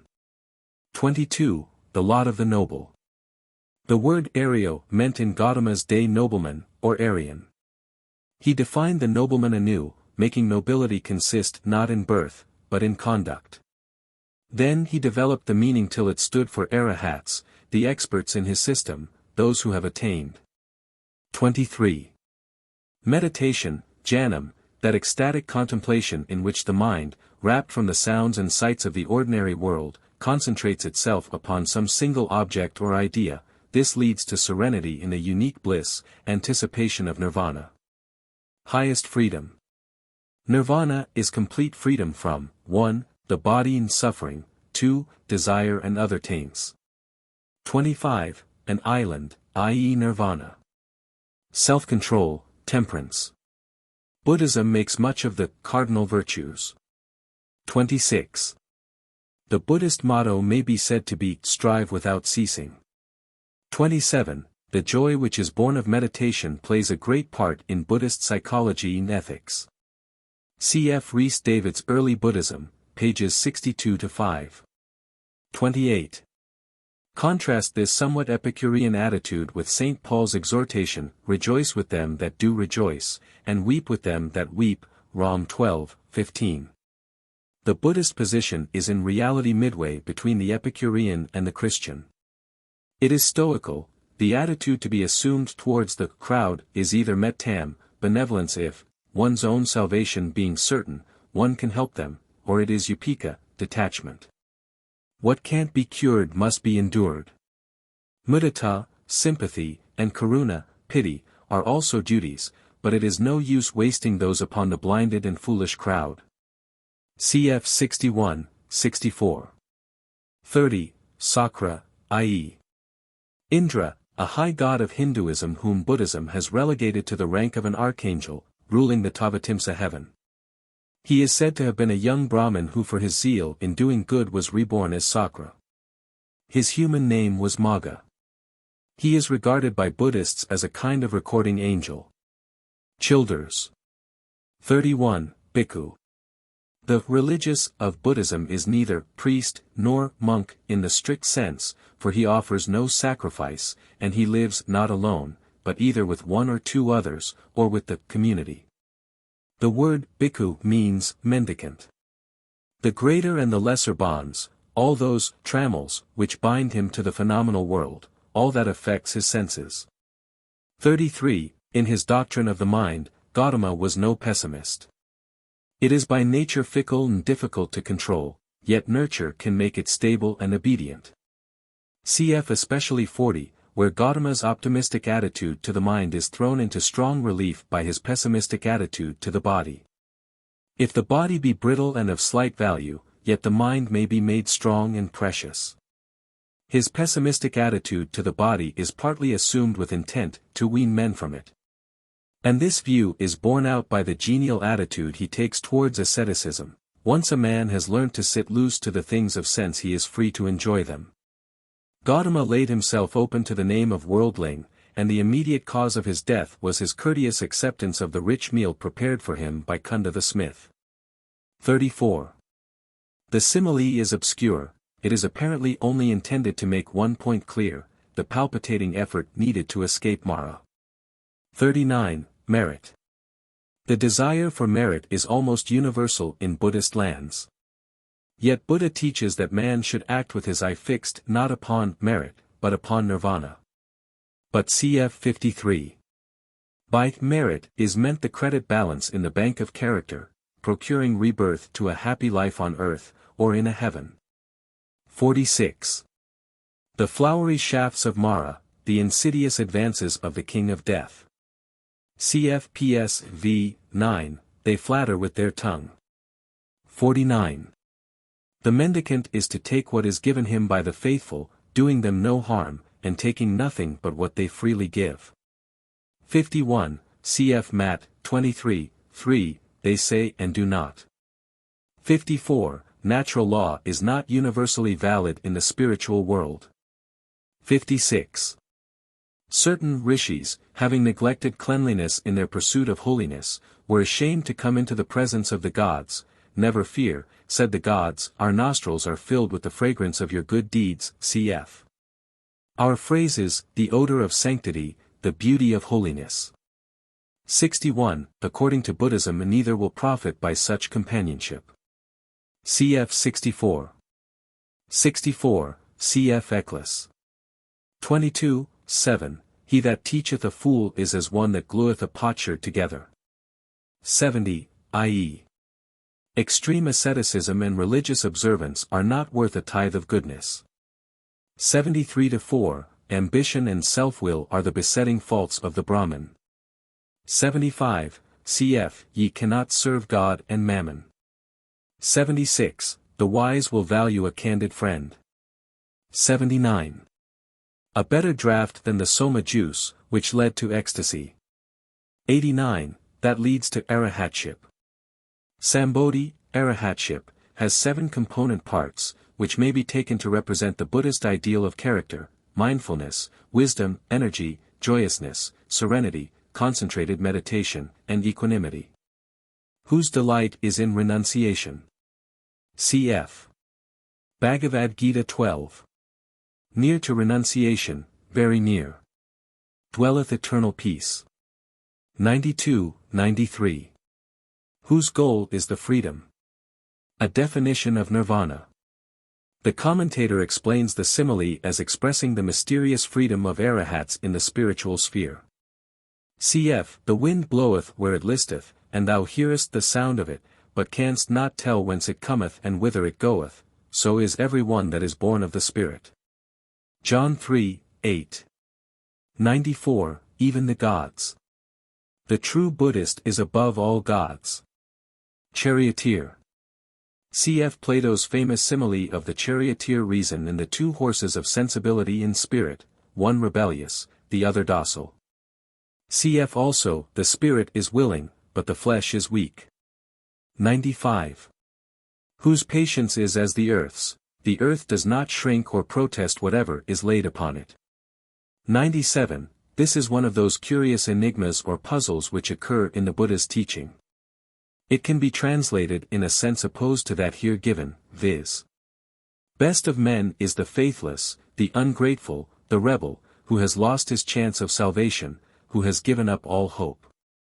It was spoken by Gautama to some 30 recluses who accused Sariputta of these faults, because he told his master not to preach to him, but to them, I already know the truth by experience. These others need it on authority, therefore preach to them. Buddha's words express with great skill the 2 ways in which he and the recluses looked upon his disciples' sturdy confidence. It is of course quite impossible in an analytic language like English to reproduce the puns. 100. Cf. St. Paul, I had rather speak 5 words with my understanding, that I might instruct others also, than 10,000 words in a tongue. 1 Sar. 14-19. 103-5, cf. Parovi 16:32, He that is slow to anger is better than the mighty, and he that ruleth his spirit than he that taketh a city. 104, 105.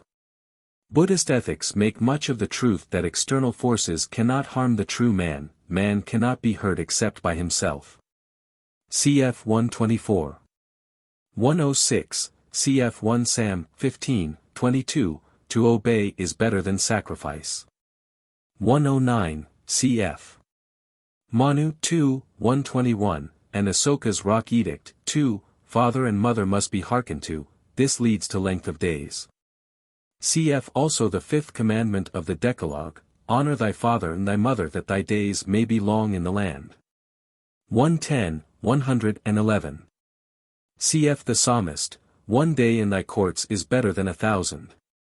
125, Gautama again and again insists that natural law holds good in the spiritual world, though there are exceptions. Cf. 54. 126, Go to the womb, i.e. are born upon earth. 127-8, cf. Introduction, page 13. 129-32, cf. Luke 6:31, The Golden Rule. 141, Doubt, one of the deadly sins in Buddhism. The Buddha claimed omniscience, and though he did not discourage investigation and inquiry, from the great mass of men, who are ignorant and foolish, he demanded the plunge of faith. matted hair, etc. The Sumagata Avadana relates that Sumagata, seeing the naked and unkempt ascetics of Brahmanism, exclaimed, "O mother, if these are saints, what must sinners be like?" Cf. Max Muller's Dhammapada, page 38. 142. Buddhism, so often labeled pessimistic, is striking in the genial attitude it takes towards asceticism. It encourages fasting only as a means to self-control and concentration of mind. For the rest, the only kind of fasting it urges is fasting from sin. Even the man of the world may be a true Brahmin, though it is very difficult. Cf. Asoka's Minor Rock Edict. Even by the small man, who chooses to exert himself, immense heavenly bliss may be won. The Samama, lit. The Calmed, see note on 264. 144. By faith, Buddhism means the calm acceptance of all Gautama taught. After his death it ceased to be an attitude to his person and became a conviction that his claims to omniscience were well founded. And that his system is the true interpretation of the world and of human life. But Buddhism is nothing if not psychological, and faith, sada, came to mean a subjective state of consciousness akin to serenity, passaddhi, consequent upon acceptance of Buddha's teaching. 146. Fire is for the Buddhist the synonym of suffering, all is regarded as a flux, the world dissolving with fervent heat. There is no meaning or permanence in this world, all the more need to seek salvation. In the burning heat of India the metaphor is a very vivid one for weariness and pain. 147-51. The body too is a poor thing. In these ways Buddhism is distinctly pessimistic as compared with Christianity, which sees in the world a potential kingdom of God, and in the human body a temple of the Holy Spirit, yet, be it noted, Gautama painted this lurid picture with intent to awaken men to the powers of their mind and character. 150. A Citadel of Bones. There are occasional gleams of grim humor in the Buddhist books. The following story illustrates both the law of apperception and the Buddhist attitude to the body. The hermit Mahatissa was walking near Anuradhapura meditating upon the transiency of life. A woman who had quarreled with her husband passed him, gaily dressed and bejeweled, and smiled at him, showing her pearly teeth. When the husband, who was in pursuit, came up with him he called to him, "Reverend sir, did you see a woman pass this way?" "I saw only a skeleton," replied the sage, "whether it was man or woman I know not." Visuddhimaggi. 151, cf. My words shall never pass away. 152, like the ox. So the prophet Amos addresses the fat and sensual women of his day, "Ye kine of Bashan," Amos 4, 1, massive in body but small in mind, cf. Deuteronomy 32, 15. 153, 154. These famous words are held by Buddhists to have been those uttered by Gautama at the moment of enlightenment. The allegory that underlies them is this: the builder is desire, tanha, the cause of rebirth. The seeker tried long to find this cause. At the moment of his enlightenment it flashed into his mind, if desire be dead, then there is nothing to bind man to the wheel of existence. The builder causes the body to be built, its cornerstone, or ridgepole, is ignorance, avijja, and its beams are bad states of consciousness. Admirably rendered by Sir Edwin Arnold. Many a house of life hath held me, seeking ever him who wrought these prisons of the senses, sorrow-fraught. Sore was my ceaseless strife. But now, thou builder of this tabernacle, thou, I know thee. Never shall thou build again these walls of pain, nor raise the roof tree of deceits, nor lay fresh rafters on the clay. Broken thy house is, and the ridge-pole split. Delusion fashioned it. Safe pass I them, deliverance to obtain. 155, cf. Like a pelican of the wilderness, ps. ci. 6. 157, this is a practice enjoined in the books. The passage may mean also, for one of the three periods of life. 158, cf. Matt. 7, 1-5, judge not, that ye be not judged, etc. 164, bears fruit, it dies down after flowering. 166, the hedonistic note in Buddhism cannot be denied, ethics, says Dr. Martineau, must either perfect themselves in religion, or disintegrate themselves in hedonism. Buddhist ethics, seeing no great social purpose being worked out in the world, fails to reconcile the claims of self-culture and benevolence, falling back upon the monastic compromise that in the long run self-culture is the highest benevolence. Cf. Introduction, page 14. 171, it looks gay and splendid, it is an engine of destruction, it is treacherous as a morass. 174, cf. Matt. 7, 14, narrow is the way which leadeth unto life, and few there be that find it. P.S. Xiv. 7, our soul is escaped as a bird out of the snare of the fowler. 175, the East has always held that holy living gives miraculous power. Arahats were said to possess this power, of flying through the air, or levitation. There are still Hindus who claim these powers, but Southern Buddhism does not take them seriously. I asked several Buddhists if this power were now attainable. Possibly in Tibet, they answered. 5. 176, cf. Jazz. 2, 10, whosoever shall keep the whole law, and yet stumble in one point, he is become guilty of all. But the underlying idea in St. James, of loyalty to the king, is of course not present to the Buddhist mind. 178.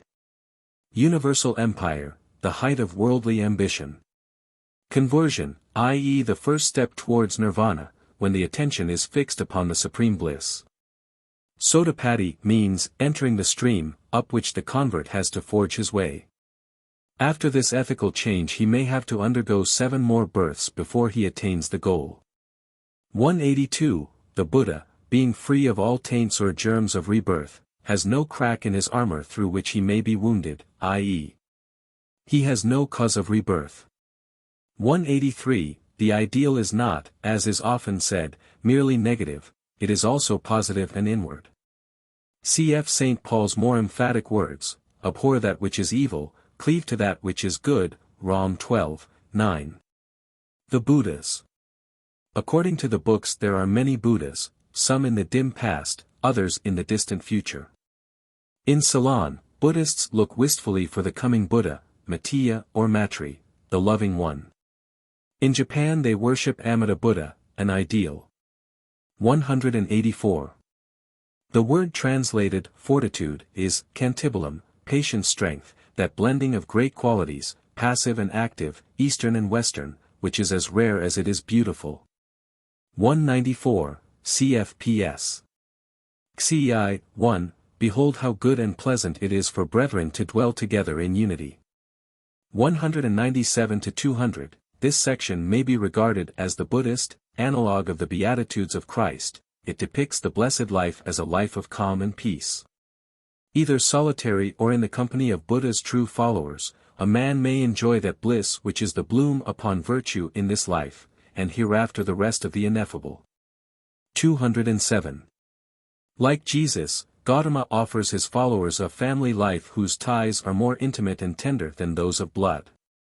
In the Sangha they are to find their kinsfolk and a better family life than they have left. Cf. Who is my mother or my brethren? Whosoever shall do the will of God, the same is my brother and my sister and mother. Mark 3:35. Yet it must be borne in mind that to enter this company a man must be a celibate, and that perfect solitude is held up as the safer ideal. 208. The cold clear moonlight of this simile is symbolic of the Buddhist ideal. 212, 213. Buddhism teaches benevolence to all, attachment to none. It is a monastic ideal, and may be paralleled from such books as the Imitatio Christi. Cf. Bhikkhii. Chap. 8. We must have charity towards all, but familiarity is not expedient. There is, however, a vital difference. The Buddhist bhikkhu is to shun society that nothing may mar his self-culture, the Christian monk that he may be familiar with God alone, and with his angels. When Prince Siddhartha, afterwards the Buddha, heard of the birth of his son Rahula, and they tried to bring him back, he is said to have remarked, "That is one more bond to be cut." The Great Renunciation involved no less than this. 218. The Ineffable. The Buddha describes nirvana probably from his own experience of that ecstatic joy which is said to be the reward of deep meditation. This word, ineffable, is one used all by who have known this experience.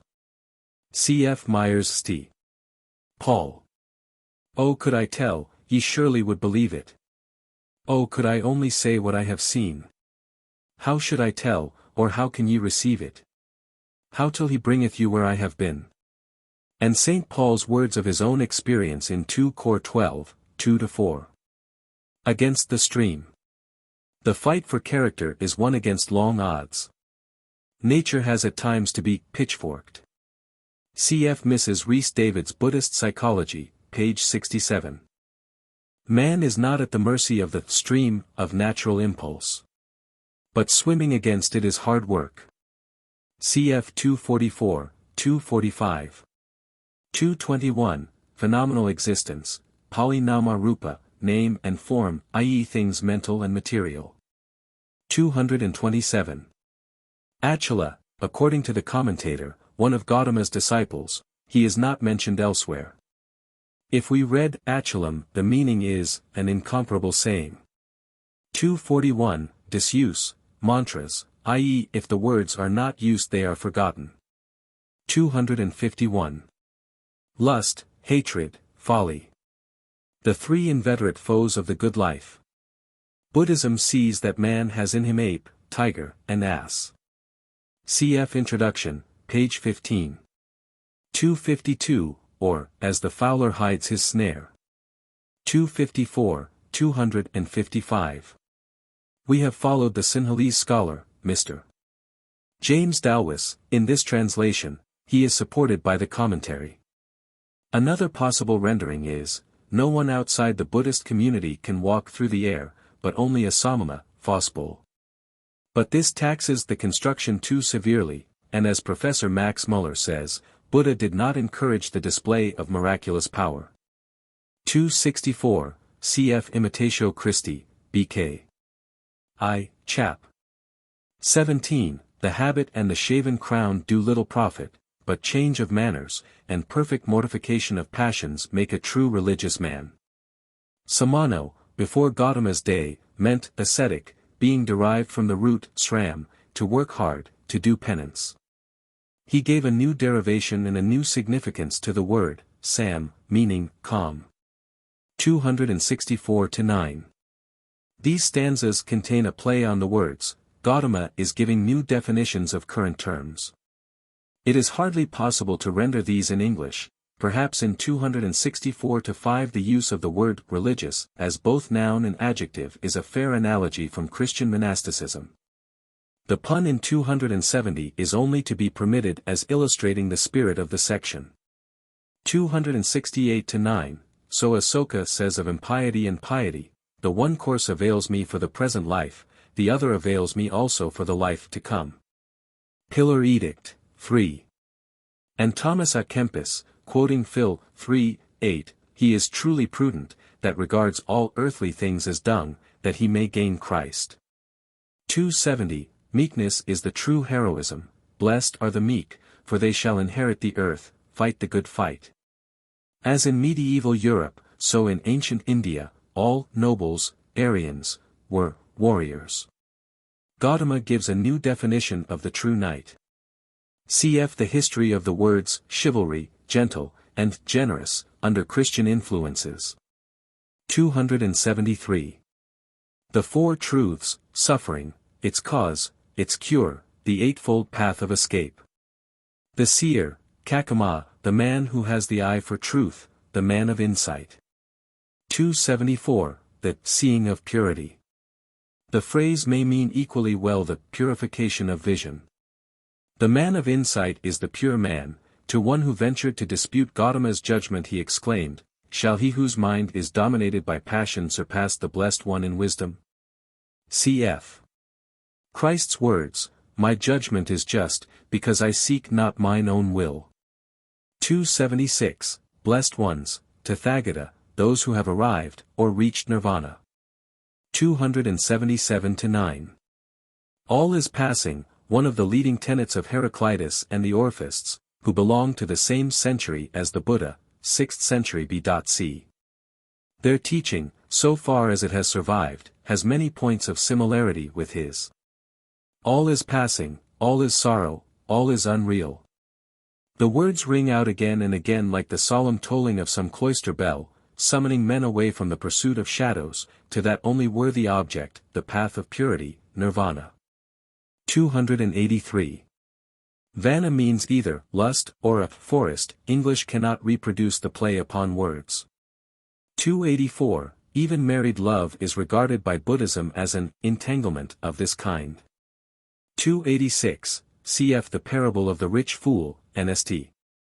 James, go to now, ye that say today or tomorrow we will go into the city, and spend a year there, whereas ye know not what shall be on the morrow. 4:13-14. 294. The commentator explains this curious verse as follows: the mother is lust, the father self-will, the kings are heresies, two extremes on either side of the middle path. Cf. Introductory Note, Section 20, the kingdom is sensuality. Cf. 97. 295. The five roads are lust, hatred, disturbance of mind, sloth, and doubt. 301. The principal objects of meditation. 302. Hard is the community life. Reading Samanasamveso with Max Muller and the Chinese version, instead of Samanasamveso, equals Asamanasamveso, with Fossbull and the Sinhalese. The wanderer in the world, i.e. the layman. 307. Suffering is the blight upon sin. 310, therefore. Cf. the simple authority of the seventh commandment, thou shalt not commit adultery, and of Christ's words to the woman taken in adultery, go and sin no more. 311, corruptio optimi pessima. 324, Donapalaco, i.e. guardian of wealth. 340, the streams, sensations. The creeper, passion. 344, the pun on the word vanam, forest and lust, is repeated here. Tangle perhaps expresses both meanings. 353. Spoken, according to the commentary, when the Buddha was on the way to Benares, and the Brahmin Upaka skeptically asked him who was his teacher, and what the cause of his serenity and joy. Here Gautama claims omniscience, elsewhere he claims to be the only teacher. Non solment Kakyamuni est source de vérité, mais il est la source unique de la vallée Pusan, Buddhism, page 138. Cf. Mahavagga I, 6, 8. 356-9. As weeds spoil a good harvest, so these passions spoil the good harvest of character. Seed sown in clean soil is fruitful, so are gifts to the noble. 370. The five bonds to be cut are egoism, doubt, false asceticism, lust, and hatred. The five to be left off are longing for higher states of birth, for still higher ones, self-will, want of purpose, and ignorance. The five to be taken are faith, manliness, mindfulness, deep meditation, and wisdom. Commentary. He who has crossed the flood equals Agatina. Take 5 more. Man is destined to be yoked, if not by sin, then by duty. Cf. Whose service is perfect freedom. 373, Divine pleasure, the joy of the unified will. 384. Meditation may be either special or general, i.e. upon any of the 40 objects which lead to samadhi, or upon the transiency, sorrow, and unreality of things. For he knows. Cf. Ye shall know the truth, and the truth shall make you free. John 8:32. 385, lit.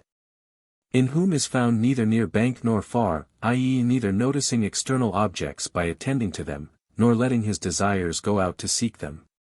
Commentary. 387, the face of the seer is said to shine. 388, deriving Brahmano from the root va, or ba, to put away.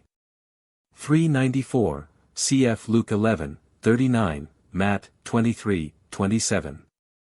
398, the cable is dosa, hatred. The chain with its links is tanha, desire in all its forms, the bolt is moha, infatuation, or folly. 395, this stanza seems to have a Brahminical origin, unless we lay all the stress on meditating. 405. Fixed or moving creatures, according to the Sinhalese commentary, refers either to men or to animals. In a metaphorical sense, fixed creatures are arahats, moving ones are common men. In a literal sense, fixed creatures may be such things as mollusks. Illustrative sayings of the disciples of the Buddha. The following are selections from another book which bears the impress of a very early date, and gives us vivid glimpses of the Buddhist ideal, the Theragatha. Or Songs of the Elders and Sisters. The Psalms of the Sisters, Mrs. Rhys David's fine translation of the latter portion of this book, is a valuable commentary on the Dhammapada, and reveals the great power of Buddhism, whilst the enthusiasm for Buddha was still alive, over the human heart. Sayings illustrative of the Buddhist ideal. Its asceticism. Gold-bedecked and bejeweled, carrying her son upon her hip and followed by attendants, came my wife. Beholding her, the mother of my son, I beheld a snare set by the evil one, Mara. Theragatha, 299. Where a man dwells alone, he is as Brahma, where two dwell, they dwell as gods, where three dwell, it is as a village. Where there are more, it is a rabble. The fewer the safer. Ibid, 245. Its stoicism. The rain pours gurgling down, alone dwell I in dreadful cave. Yet for me it holds not dread nor fear, I am one who knows them not. Ibid, 189. As the elephant calmly endures the battle, so this lean one, with limbs gnarled as tree trunks, endures the sting of insects as he bathes. Ibid, 243. The cold dark nights of winter chap the skin and freeze the thoughts, O Magaraja. What shall the Bhikkhuu do? The men of Magadha have taken in their harvest. I, too, like others who delight in life, will lie down and take my rest in the straw. Home have I left, for I have left my world. Child have I left, and all my cherished herds. Lust have I left, and ill will too is gone. And ignorance have I put far from me. Craving and root of craving overpowered. Cool am I now, knowing Nibbana's peace. Theragatha, 18. Mrs. Rhys David's translation. Its earnestness. Not for sleep is the star-spangled night, but for work to him who is wise. Theragatha, 192. When disease assailed my body, then my mind awoke and cried, the sickness is upon me. It is high time to play the man. Ibid, 30. Happy freedom. Happy freedom. Good it is to be freed from three crooked things, from scythe and plough and hoe. There they stand, no use have I for them. Let me meditate again and again, let me lead the strenuous life, of thought. Ibid, 43. Of your my mind would wander whither caprice and desire led it. Today I hold it in check as the mahout can hold with his prod the elephant in rut. Ibid, 76. They who have lost their foothold fall. But they can, if they will, arise again and yet again. I have won up the steep slope, loving what is lovely I have easily attained. Ibid, 62.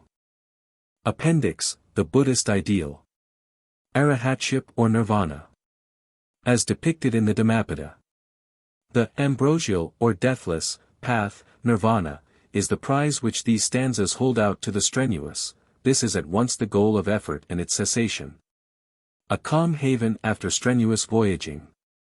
6. The seer speaks with a quiet rapture and a serene assurance which convince us as we read, that whether it is Gautama himself who speaks, or whether it is the collective voice of his followers.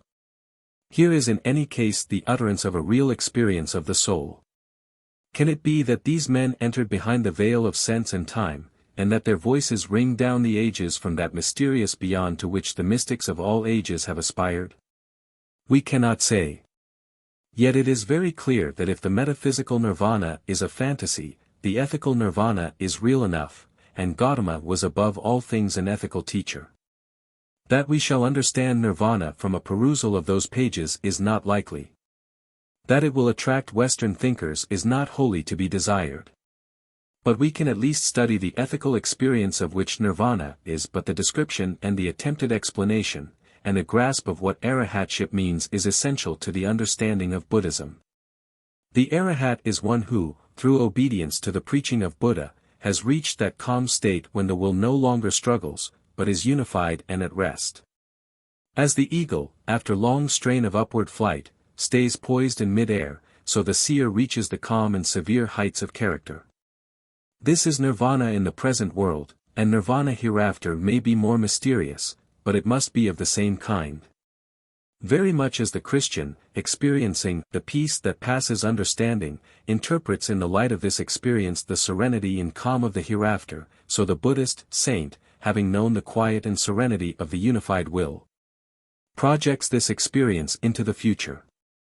To both alike this future is ineffably sublime. Words fail men when they attempt to speak of the beyond, and yet we can piece together a picture of their inmost thoughts from such fragmentary descriptions of their experience as they let fall. Arahatship and nirvana, then, form one ideal, and it is with this that the Dhammapada is concerned. We have seen that nirvana is ineffable, stanza 218 and note, but we have also to remember that it can be experienced here and now. In stanza 402 we read, "He is the Brahmin who in this very world knows the end of sorrow, who has laid the burden aside and is free." 7. For whilst the burden is ultimately bodily existence, yet it is the sinfulness and egoism and pride of the flesh which make that burden so intolerable. The body is in fact a good servant but a bad master. And he who masters his body is already as it were freed from it. Happy is he, says the Daya Nikaya, who is free of lust and beyond its power. The highest bliss is freedom from pride and self-will. There is no sorrow like existence, no bliss like nirvana, says the Dhammapada. The flesh lusteth against the spirit, and the spirit against the flesh, cries St. Paul, unhappy man that I am. Who shall deliver me from this body of death? These and similar passages are a cry for deliverance. And both teachers insist upon the same great truth, that man's bodily life, in so far as it is dominated by self-will and lust, is an evil to be escaped at any cost. Neither is Manichaean, it is not the body that is evil, but the body enslaved by the tyranny of evil desires. And for both teachers it is the perversity of the flesh that shapes the ideal of escape. Though the one longs after the life of dissolution, and the other believes that he will be clothed upon with a glorified body hereafter. 8. The salient feature of the Buddhist ideal is freedom. Him I call Brahmin who has cut the bonds, who thirsts not for pleasure, who has left behind the hindrances. See 397 and note on 398. The phrase, highest freedom, occurs more than once in these stanzas as a synonym for nirvana, and, as Mrs. Rhys Davids has shown, it is this aspect of nirvana which is most frequently hymned in the Psalms of the Sisters, that remarkable collection of verses attributed to the women elders of the Sangha. 9, cf. Dhammapada, 90, 92, 93, 96, etc. Inasmuch as this, highest freedom, is escape from lust and other bonds, it is an ideal for this life. Inasmuch as it is escape from the round of rebirths, it is an ideal for the future. Here arahatship passes over into nirvana. 10. And in both alike the way of escape lies in the mind of man. All that we are by mind is wrought, fashioned and fathered by our thought. The arahat has mastered his mind, that frail and fickle thing, that in the worldling leaps hither and thither, like a monkey seeking fruit, and therefore he is already free from the tyranny of the flesh, cf. 89. For it is the mental bonds, lust, pride, self-will, which have bound him through the long waste of years to one body after another. And it is knowledge which sets him free. He is the Brahmin indeed who, has reached the end of rebirths, the sage whose knowledge is perfect, and who is perfect with all perfection. This freedom of nirvana is envisaged as rest, and there is in these stanzas a cry for rest which runs through all the Buddhist books like some pathetic fugue, a desire so passionate as to be almost unintelligible to Western minds. But to men obsessed heart and spirit with the weary weight of the intolerable years, life after life of suffering and care, it is a real longing which here finds rhythmic expression. All is fleeting, all is unreal, all is sorrowful. 277-9. There is no sorrow, like to existence, no bliss like nirvana, the supreme rest. 202. Worldly existence is wholly evil, but every man is free to cultivate the otherworldly frame of mind, and be at peace. For Buddhism is in a sense eudaimonistic, it does not flout man's desire to be happy, only it defines this happiness in terms of inward peace and self-control. Section 15 of the Dhammapada is the Buddhist analogue of the Beatitudes of Jesus, and, as an ideal of the happy life, ranks high indeed. It is an ideal of kindliness and serenity, of peace and unity, which is very winsome. It would be hard to pick a quarrel with the exponents of such a life. To the Christian it seems none the less an ideal more passive and stoical, less loving and mystical than that of Jesus, and yet we cannot but rejoice that the East has had this ideal so long before it. To the karma-haunted millions of India it has shone with a steady and alluring radiance, in time past more potent than today, but even now embedded in their subconsciousness. Its calm and cool attractiveness is beautifully symbolized in the poetic imagery of the Dhammapada. The good man shines like the moon escaped from clouds, he is pure as some unruffled lake. 95. And the company of such a leader with his disciples is as the moon following the path of the stars. 208. Another lovely moonlit scene embodies and symbolizes the spirit of this ideal. The Buddha's 6 chief disciples are in a park. And as they sit in the tropical moonlight they ask one another what quality in the bhikkhu could add to the beauty of the scene. Amongst the answers are 3 which throw light upon the meaning of arahatship. The peace and insight of moral victory, says one. The joy and insight of emancipation, says another. And Sariputta wins the master's approval by his reply. When a bhikkhu masters his heart, siddham, and does not let it master him. Hear from me, says Gautama. Hear from me what kind of bhikkhu could add a luster to the wood. One who, sitting serene and controlled, resolves, till my heart is freed from the ferments of lust I shall not quit my seat. 11. This scene is most suggestive, for it throws into strong contrast Buddhist and Christian ethics, and further it leads us into the heart of a vexed and difficult problem. With regard to the first point, it is sufficient to say here that Buddhism teaches a rigorous and calm self-mastery, Christianity demands a passionate self-surrender. With regard to the second, we may state the problem thus: is nirvana a social ideal? Or is it an ideal of solitude and forgetfulness? The answer seems to be that Buddhism holds out no promise of the reunion of emancipated souls. Nirvana is the cessation of all personal existence, yet the experience of the peace and joy of noble companionship, such companionship and communion of soul as is here depicted, is too good not to be desired.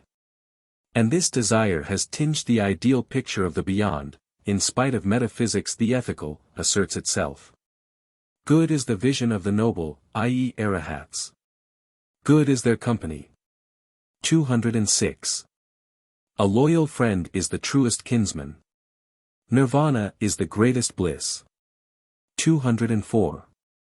To sum up the Buddhist position upon the question of society and solitude is no easy task.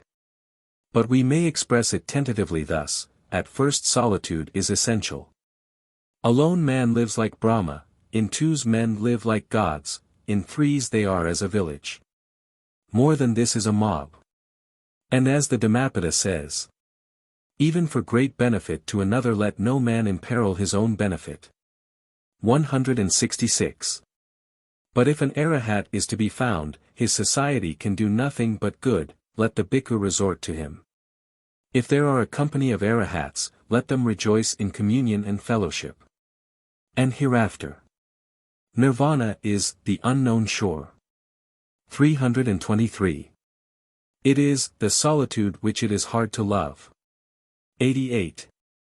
With all his kindliness and even geniality, Buddha does not disguise the fact that victory will be purchased at a heavy cost. One is the road leading to wealth, another is that leading to nirvana. To win to the goal will mean asceticism all along the line. Cut out the bonds. Play the man. Travel stoutly alone. Such are his rallying cries. For the path of safety is beset with evil beasts. And to win across the torrent to the safety of the other side needs courage and strenuous effort. And, having won through, men will find a great solitude, a peace, a freedom, only to be purchased by ceasing to be. Such is nirvana in the fullest sense. Freedom, safety, rest, calmness, kindliness, self-control, solitary effort or the company of the select few. Above all, bliss, ineffable yet traceable to its seat in the unified will. Such is arahatship, or nirvana in this present life. It is a lofty ideal, and though no Buddhist now strives to realize nirvana, yet there are men in all Buddhist lands gazing into the remote future to see arahatship shining afar off like some dim yet lovely star. And because it is ethical, therefore it is attainable. I ought, therefore I can. In the days of Gautama it is clear that men reached the goal of arahatship, and knew the peace and joy of a mind and conscience at rest. For the contagion of his enthusiasm and the magnetism of his personality went far to energize ideals which are real enough beneath a tropic sun, and, in so far as they are ethical ideals, vital enough in all lands. And today Buddhists look wistfully to a coming one, Matri, who shall spur them on to victory, or they put their trust in the grace of an Amida who demands only faith in his saving power. The Christian will see in these aspirations and yearnings the promise of a speedy fulfillment. When men see the majesty and the love of God revealed in Christ, and he will welcome the teachings of Gautama the Buddha as the utterance of a prophet and a seer. Note. Nirvana is thus explained in the Abhidhammathasangha, translated by Mr. Shazan Ang, and published by the Pali Text Society under the title Compendium of Philosophy. Of Nibbana. Now Nibbana, which is reckoned as beyond these worlds, is to be realized through the knowledge belonging to the four paths. It is the object of those paths, and of their fruits. It is called Nibbana, in that it is a departure from that craving which is called vana, lusting. This Nibbana is in its nature single, but for purposes of logical treatment it is twofold, namely, the element of Nibbana, wherewith is yet remaining stuff of life, and the element without that remainder. So, too, when divided into modes, it is threefold, namely, void, signless, and absolute content. Mnemonic. Great seers, wholly from vana, lust set free. Declare Nibbana such a path to be. Past death, past end, it goes, this blessed way. Uncaused, having no beyond, they say. Thus, as fourfold, Tathagatas. The ultimate kinds of things we know and feel. Mind first, and next, concomitants of mind. Body as third, Nibbana last in kind.